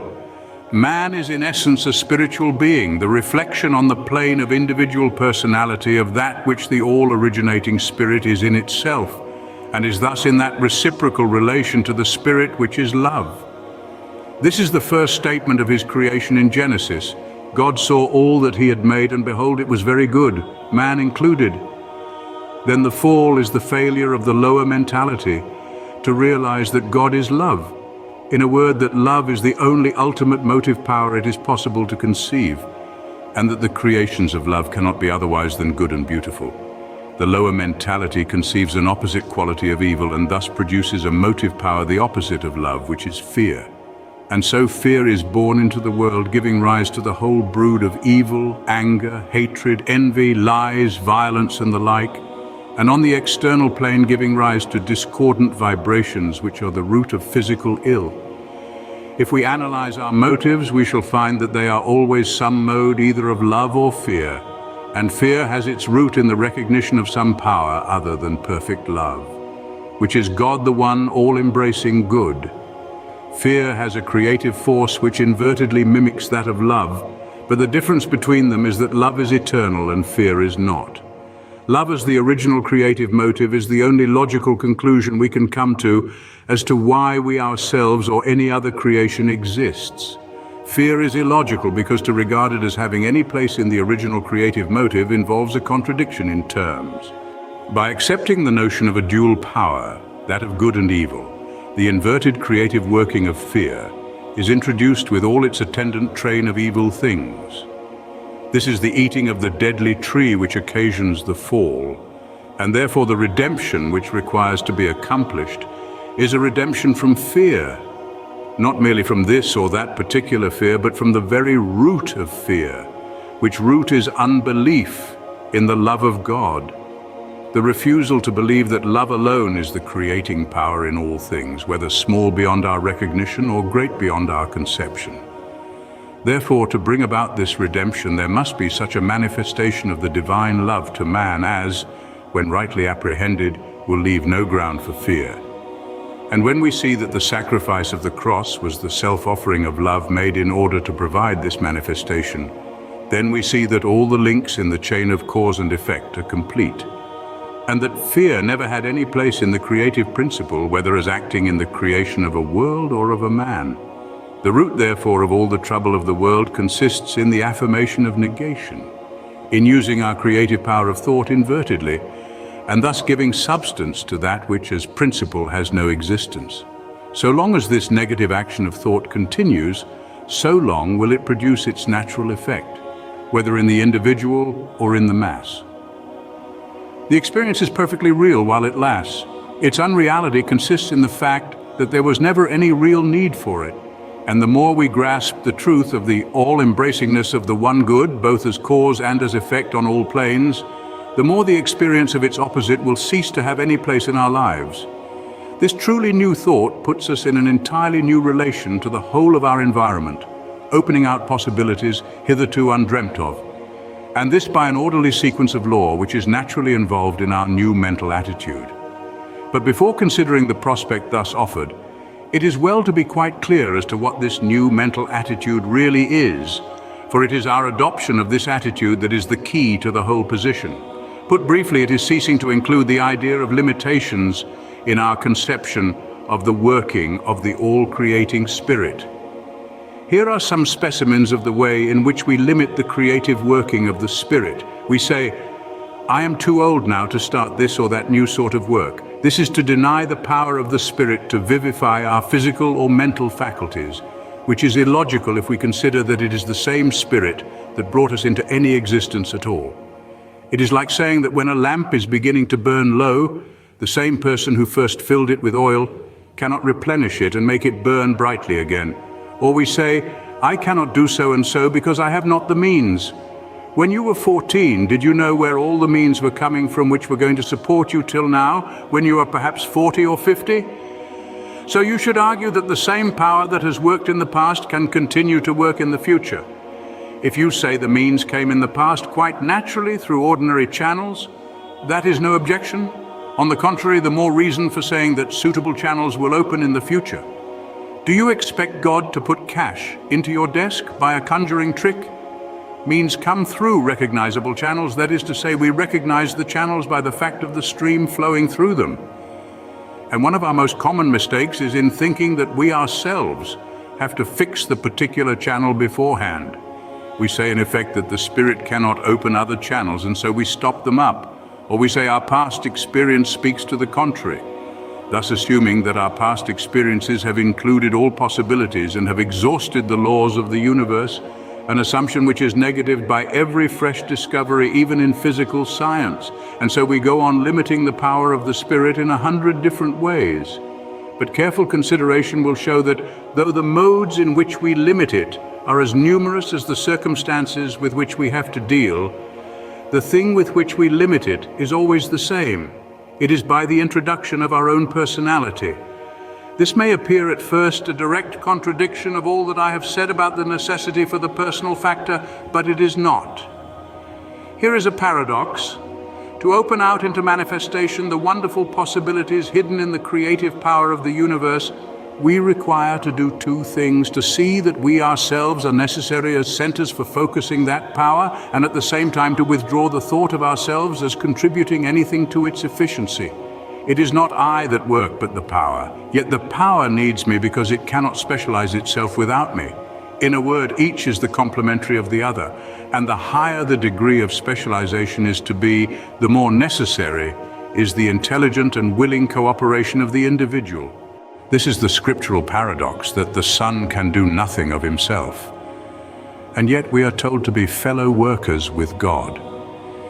It ceases to be a paradox, however, when we realize the relation between the two factors concerned, God and man. Our mistake is in not discriminating between their respective functions and putting man in the place of God. In our everyday life, we do this by measuring the power of God by our past experiences and the deductions we draw from them. But there is another way of putting man in the place of God, and that is by the misconception that the all-originating Spirit is merely a cosmic force without intelligence, and that man has to originate the intelligence without which no specific purpose can be conceived. This latter is the error of much of the present-day philosophy and has to be specially guarded against. This was perceived by some of the medieval students of these things, and they accordingly distinguished between what they called animus dei and anima mundi, the divine spirit and the soul of the universe. Now the distinction is this, that the essential quality of animus dei is personality, not a person but the very principle of personality itself, while the essential quality of anima mundi is impersonality. Then right here comes in that importance of the personal factor of which I have already spoken. The powers latent in the impersonal are brought out to their fullest development by the operation of the personal. This, of course, does not consist in changing the nature of those powers, for that is impossible, but in making such combinations of them by personal selection as to produce results which could not otherwise be obtained. Thus, for example, number is in itself impersonal, and no one can alter the laws which are inherent in it. But what we can do is to select particular numbers and the sort of relation, such as subtraction, multiplication, etc., which we will establish between them. And then by the inherent law of number, a certain result is bound to work out. Now, our own essential quality is the consciousness of personality. And as we grow into the recognition of the fact that the impersonal is, as it were, crying out for the operation upon it of the personal in order to bring its latent powers into working, we shall see how limitless is the field that thus opens before us. The prospect is wonderful beyond our present conception and full of increasing glory if we realize the true foundation on which it rests. But herein lies the danger. It consists in not realizing that the infinite of the impersonal is, and also that the infinite of the personal is. Both are infinite and so require differentiation through our own personality, but in their essential quality each is the exact balance of the other, not in contradiction to each other, but as complementary to one another, each supplying what the other needs for its full expression, so that the two together make a perfect whole. If, however, we see this relation and our own position as the connecting link between them, we shall see only ourselves as the personal factor. But the more we realize, both by theory and experience, the power of human personality brought into contact with the impersonal soul of nature, and employed with a knowledge of its power and a corresponding exercise of the will, the less we shall be inclined to regard ourselves as the supreme factor in the chain of cause and effect. Consideration of this argument points to the danger of much of the present-day teaching regarding the exercise of thought power as a creative agency. The principle on which this teaching is based is sound and legitimate, for it is inherent in the nature of things. But the error is in supposing that we ourselves are the ultimate source of personality, instead of merely the distributors and specializers of it. The logical result of such a mental attitude is that putting ourselves in the place of all that is worshipped as God, which is spoken of in the 2nd chapter of the 2nd epistle to the Thessalonians and other parts of Scripture. By the very hypothesis of the case, we then know no higher will than our own, and so are without any unifying principle to prevent the conflict of wills which must then arise, a conflict which must become more and more destructive the greater the power possessed by the contending parties, and which, if there were no counterbalancing power, must result in the ultimate destruction of the existing race of men. But there is a counterbalancing power. It is the very same power used affirmatively instead of negatively. It is the power of the personal with the impersonal, when used under the guidance of that unifying principle, which the recognition of the oneness of the personal quality in the divine spirit supplies. Those who are using the creative power of thought only from the standpoint of individual personality have obviously less power than those who are using it from the standpoint of the personality inherent in the living spirit, which is the source and fountain of all energy and substance. And therefore, in the end, the victory must remain with these latter. And because the power by which they conquer is that of the unifying personality itself, their victory must result in the establishment of peace and happiness throughout the world, and is not a power of domination but of helpfulness and enlightenment. The choice is between these two mottos: each for himself and devil take the hindmost, or God for us all. In proportion, therefore, as we realize the immense forces dormant in the impersonal soul of nature, only awaiting the introduction of the personal factor, to wake them up into activity and direct them to specific purposes, the wider we shall find the scope of the powers within the reach of man, and the more clearly we perceive the impersonalness of the very principle of personality itself, the clearer our own proper position as affording the differentiating medium between these two infinitudes will become to us. The impersonalness of the principle of personality looks like a contradiction in terms, but it is not. I combine these two seemingly contradictory terms as the best way to convey to the reader the idea of the essential quality of personality not yet differentiated into individual centers of consciousness for the doing of particular work. Looked at in this way, the infinite of personality must have unity of purpose for its foundation, for otherwise it would consist of conflicting personalities, in which case we have not yet reached the one all-originating cause.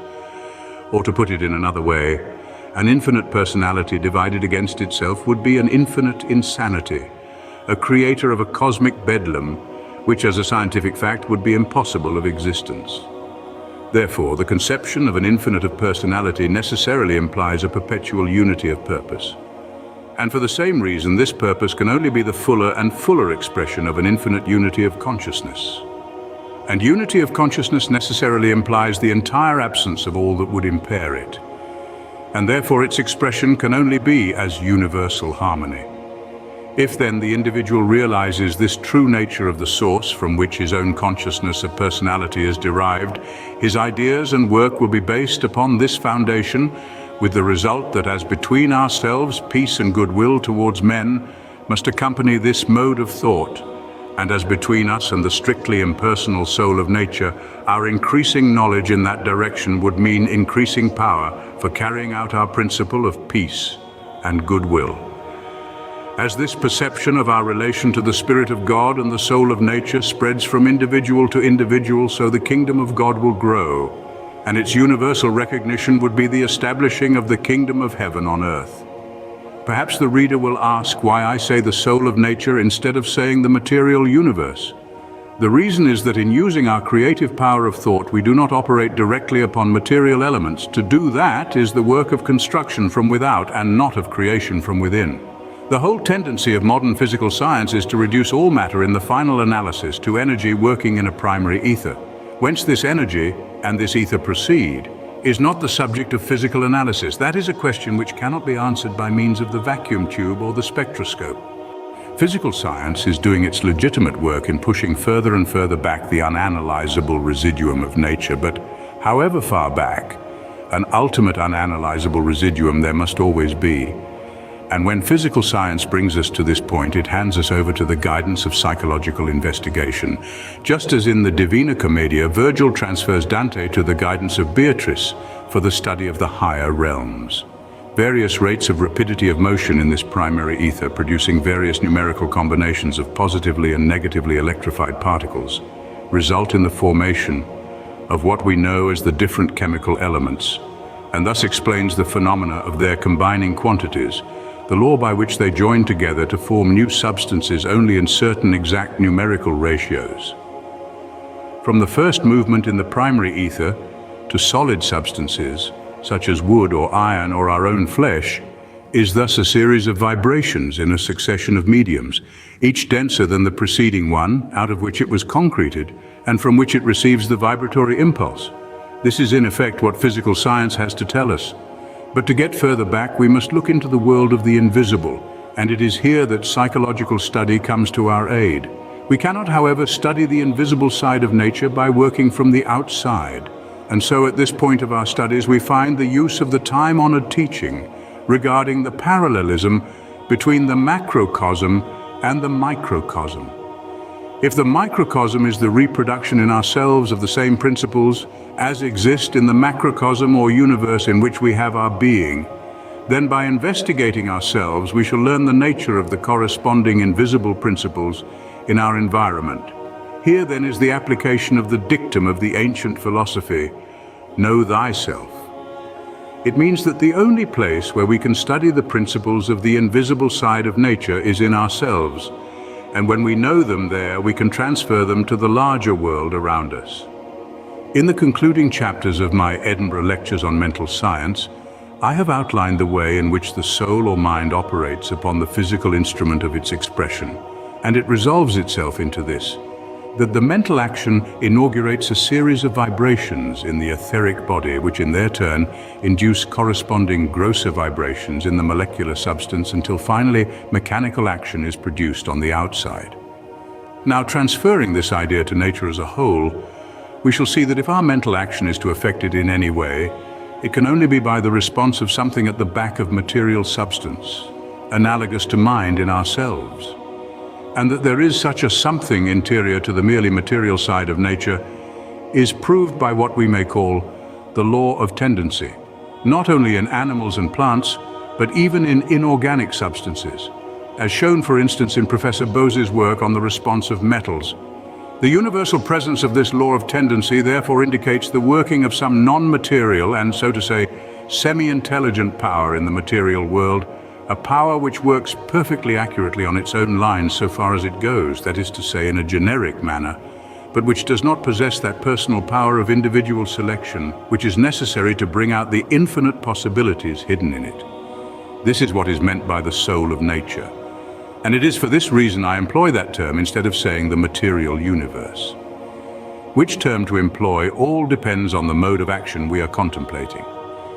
If it is construction from without, then we are dealing with the purely material universe. If we are seeking to bring about results by the exercise of our mental power from within, then we are dealing with the soul of nature. It is that control of the lower degree of intelligence by the higher of which I have spoken in my Edinburgh lectures.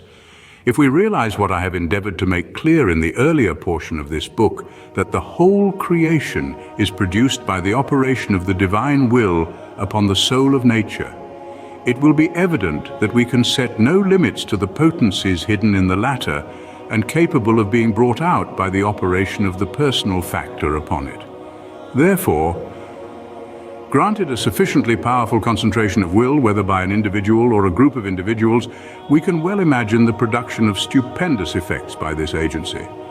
And in this way I would explain the statements made in Scripture regarding the marvelous powers to be exercised by the Antichrist, whether personal or collective.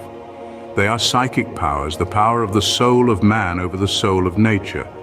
But the soul of nature is quite impersonal, and therefore the moral quality of this action depends entirely on the human operator. This is the point of the Master's teaching regarding the destruction of the fig tree, and it is on this account he adds the warning as to the necessity for clearing our heart of any injurious feeling against others whenever we attempt to make use of this power. Mark the 20:26. According to his teaching, then, this power of controlling the soul of nature by the addition of our own personal factor, however little we may be able to recognize it as yet, actually exists. Its employment depends on our perception of the inner principles common to both, and it is for this reason the ancient wisdom was summed up in the aphorism, "Know thyself." No doubt it is a wonderful knowledge, but on analysis it will be found to be perfectly natural. It is the knowledge of the cryptic forces of nature. Now it is remarkable that this ancient maxim inscribed over the portals of the Temple of Delphi is not to be found in the Bible. The Bible maxim is not "know thyself," but "know the Lord." The great subject of knowledge is not ourself, but the Lord. And herein is the great difference between the two teachings. The one is limited by human personality, the other is based on the infinitude of the divine personality. And because of this, it includes human personality with all its powers over the soul of nature. It is a case of the greater, including the less. And so the whole teaching of Scripture is directed to bringing us into the recognition of that divine personality which is the great original in whose image and likeness we are made. In proportion as we grow into the recognition of this, our own personality will explain, and the creative power of our thought will cease to work invertedly until at last it will work only on the same principles of life, love and liberty as the divine mind, and so all evil will disappear from our world. We shall not, as some systems teach, be absorbed into deity to the extinction of our individual consciousness, but on the contrary, our individual consciousness will continually expand, which is what St. Paul means when he speaks of our increasing with the increase of God, the continual expanding of the divine element within us. But this can only take place by our recognition of ourselves as receivers of this divine element. It is receiving into ourselves of the divine personality, a result not to be reached through human reasoning. We reason from premises which we have assumed, and the conclusion is already involved in the premises and can never extend beyond them. But we can only select our premises from among things that we know by experience, whether mental or physical, and accordingly our reasoning is always merely a new placing of the old things. But the receiving of the divine personality into ourselves is an entirely new thing, and so cannot be reached by reasoning from old things. Hence, if this divine ultimate of the creative process is to be attained, it must be by the revelation of a new thing, which will afford a new starting point for our thought. And this new starting point is given in the promise of the seed of the woman with which the Bible opens. Thenceforward this promise became the central germinating thought of those who based themselves upon it, thus constituting them a special race, until at last, when the necessary conditions had matured, the promised seed appeared in him of whom it is written that he is the express image of God's person. Hebai 3.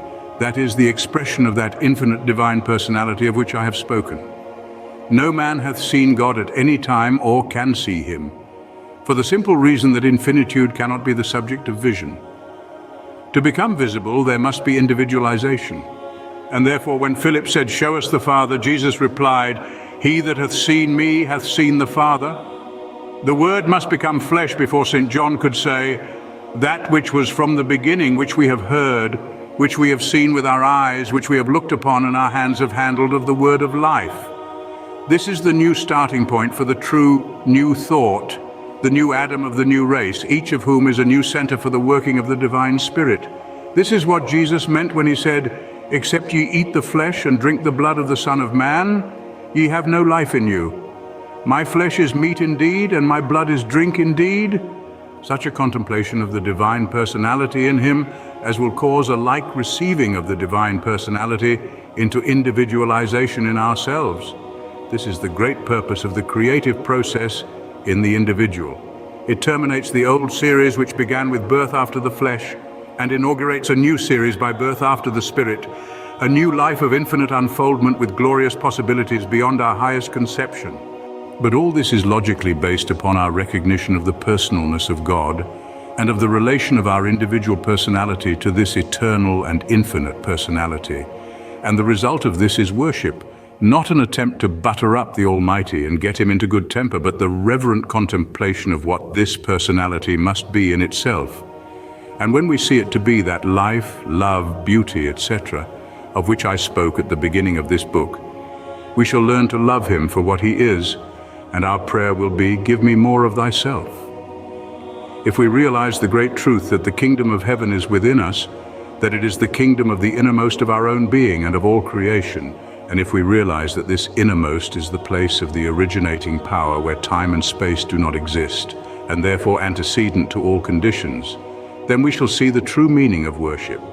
It is the perception of the innermost spirit as eternally subsisting independently of all conditioned manifestation, so that in the true worship our consciousness is removed from the outer sphere of existence to the innermost center of unconditioned being. There we find the eternal being of God pure and simple, and we stand reverently in this supreme presence, knowing that it is the source of our own being, and wrapped in the contemplation of this, the conditioned is seen to flow out from it. Perceiving this, the conditioned passes out of our consideration, for it is seen not to be the eternal reality. We have reached that level of consciousness where time and space remain no longer. Yet the reverence, which the vision of this supreme center of all being cannot fail to inspire, is coupled with a sense of feeling quite at home with it. This is because as the center of all being, it is the center of our own being also. It is one with ourselves. It is recognizing itself from our own center of consciousness, so that here we have got back to that self-contemplation of spirit which is the first movement of the creating power, only now this self-contemplation is the action of the all-originating spirit upon itself from the center of our own consciousness. So this worship in the temple of the innermost is at once reverent adoration and familiar intercourse, not the familiarity that breeds contempt, but a familiarity producing love, because as it increases, we see more clearly the true life of the Spirit as the continual interaction of love and beauty, and the Spirit's recognition of ourselves as an integral portion of its own life.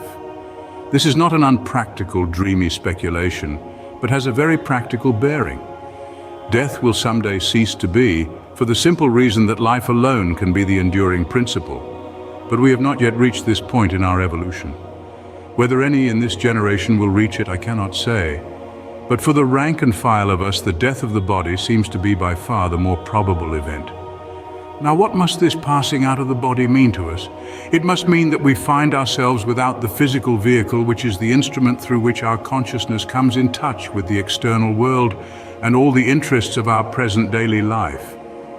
But the mere putting off of the body does not of itself change the mental attitude. And so if our mind is entirely centered upon these passing interests and external conditions, the loss of the instrument by which we held touch with them must involve a consciousness of desire for the only sort of life we have known, coupled with a consciousness of our inability to participate in it. which can only result in a consciousness of distress and confusion such as in our present state we cannot imagine. On the other hand, if we have in this world realized the true principle of the worship of the eternal source from which all conditioned life flows out, and inner communing with the great reality, we have already passed beyond that consciousness of life which is limited by time and space.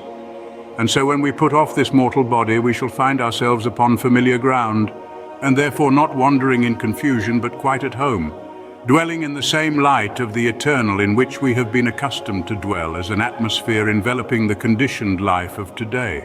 Then finding ourselves thus at home on a plane where time and space do not exist, there will be no question with us of duration. The consciousness will be simply that of peaceful, happy being. That a return to more active personal operation will eventually take place is evidenced by the fact that the basis of all further evolution is the differentiating of the undifferentiated life of the spirit into specific channels of work, through the intermediary of individual personality, without which the infinite potentialities of the creative law cannot be brought to light. Therefore, however various our opinions as to its precise form, resurrection as a principle is a necessity of the creative process. But such a return to more active life will not mean a return to limitations, but the opening of a new life in which we shall transcend them all, because we have passed beyond the misconception that time and space are of the essence of life. When the misconception regarding time and space is entirely eradicated, all other limitations must disappear, because they have their root in this primary one. They are only particular forms of the general proposition. Therefore, though form with its accompanying relations of time and space is necessary for manifestation, these things will be found not to have any force in themselves, thus creating limitation, but to be the reflection of the mode of thought which projects them as the expression of itself. Nor is there any inherent reason why this process should be delayed till some far-off future. There is no reason why we should not commence at once. No doubt our inherited and personally engendered modes of thought make this difficult, and by the nature of the process it will be only when all our thoughts are conformed to this principle that the complete victory will be won. But there must be a commencement to everything, and the more we habituate ourselves to live in that center of the innermost where conditions do not exist, the more we shall find ourselves gaining control over outward conditions, because the stream of conditioned life flows out from the center of unconditioned life, and therefore this intrinsic principle of worship has in it the promise both of the life that now is and of that which is to come. Only we must remember that the really availing worship is that of the undifferentiated source, because it is the source, and not as a backhanded way of diverting the stream into some petty channel of conditions. For that would only be to get back to the old circle of limitation from which we're seeking to escape. But if we realize these things, we have already laid hold of the principle of resurrection, and in point of principle, we are already living the resurrection life. What progress we may make in it depends on our practical application of the principle. But simply as principle, there is nothing in the principle itself to prevent its complete working at any moment. This is why Jesus did not refer resurrection to some remote point of time, but said, "I am the resurrection and the life." No principle can carry in itself an opposite and limiting principle contradictory of its own nature, and this is as true of the principle of life as of any other principle.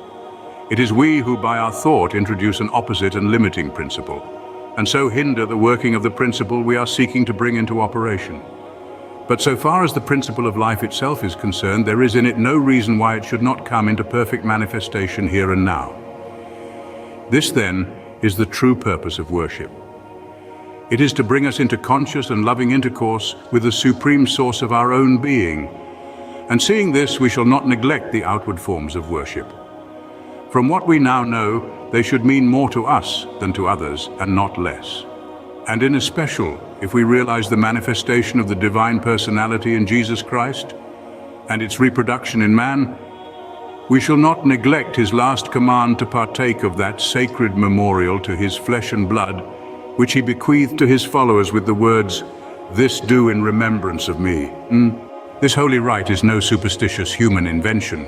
There are many theories about it, and I do not wish to combat any of them, for in the end they all seem to me to bring us to the same point, that being cleansed from sin by the divine love, we are now no longer separate from God, but become partakers of the divine nature, mod 2 Peter verse 4. This partaking of the divine nature could not be more accurately represented than by our partaking of bread and wine as symbols of the divine substance and the divine life, thus made emblematic of the whole creative process from its beginning in the divine thought to its completion in the manifestation of that thought as perfected man. And so it brings vividly before us the remembrance of the personality of God taking form as the Son of Man. We are all familiar with the saying that thoughts become things. And if we affirm the creative power of our own thought as reproducing itself in outward form, how much more must we affirm the same of that divine thought which brings the whole universe into existence, so that in accordance with our own principles, the divine idea of man was logically bound to show itself in the world of time and space as the Son of God and the Son of Man, not two differing natures, but one complete whole, thus summing up the foundation principle of all creation in one undivided consciousness of personality. Thus, the word or divine thought of man became flesh, and our partaking of the symbolic elements keeps in our remembrance the supreme truth that this same word or thought of God in like manner takes form in ourselves as we open our own thought to receive it. And further, if we realize that throughout the universe there is only one originating life, sending forth only one original substance as the vehicle for its expression, then it logically follows that in essence the bread is a portion of the eternal substance of God, and the wine a portion of the eternal life of God. For though the wine is of course also a part of the universal substance, we must remember that the universal substance is itself a manifestation of the life of the all-creating Spirit, and therefore this fluid form of the primary substance has been selected as representing the eternal flowing of the life of the Spirit into all creation, culminating in its supreme expression in the consciousness of those who, in the recognition of these truths, seek to bring their heart into union with the divine Spirit. From such considerations as these, it will be seen how vast a field of thought is covered by Christ's words, "Do this in remembrance of me." In conclusion, therefore, do not let yourselves be led astray by any philosophy that denies the personality of God. In the end, it will be found to be a foolish philosophy. No other starting point of creation is conceivable than the self-contemplation of the divine Spirit, and the logical sequence from this brings us to the ultimate result of the creative process in the statement that, if any man be in Christ, he is a new creature, or as the margin has it, a new creation. 2 Corinthians 17. Such vain philosophies have only one logical result, which is to put yourself in the place of God, and then what have you to lean upon in the hour of trial? It is like trying to climb up a ladder that is resting against nothing. Therefore, says the Apostle Paul, beware lest any man spoil you through philosophy and vain deceit, after the tradition of man, after the rudiments of the world, and not after Christ. Colonel II, 8. The teaching of the Bible is sound philosophy, sound reasoning, and sound science because it starts with the sound premises that all creation proceeds out of God and that man is made in the image and likeness of his Creator. It nowhere departs from the law of cause and effect, and by the orderly sequence of this law it brings us at last to the new creation, both in ourselves and in our environment, so that we find the completion of the creative process in the declaration, "The tabernacle of God is with men," Reverend 3, and in the promise, "This is the covenant that I will make with them after those days," that is, the days of our imperfect apprehension of these things, "saith the Lord, I will dwell in them and walk in them, and I will be their God, and they shall be my people, and I will put my laws into their hearts, and in their minds will I write them, and their sins and their iniquities will I remember no more." Hebrews 16, 16, Jeremiah 33. Truly does Bacon say, "A little philosophy inclineth a man's mind to atheism, but depth in philosophy bringeth men's minds about to religion." Bacon, Essay 14.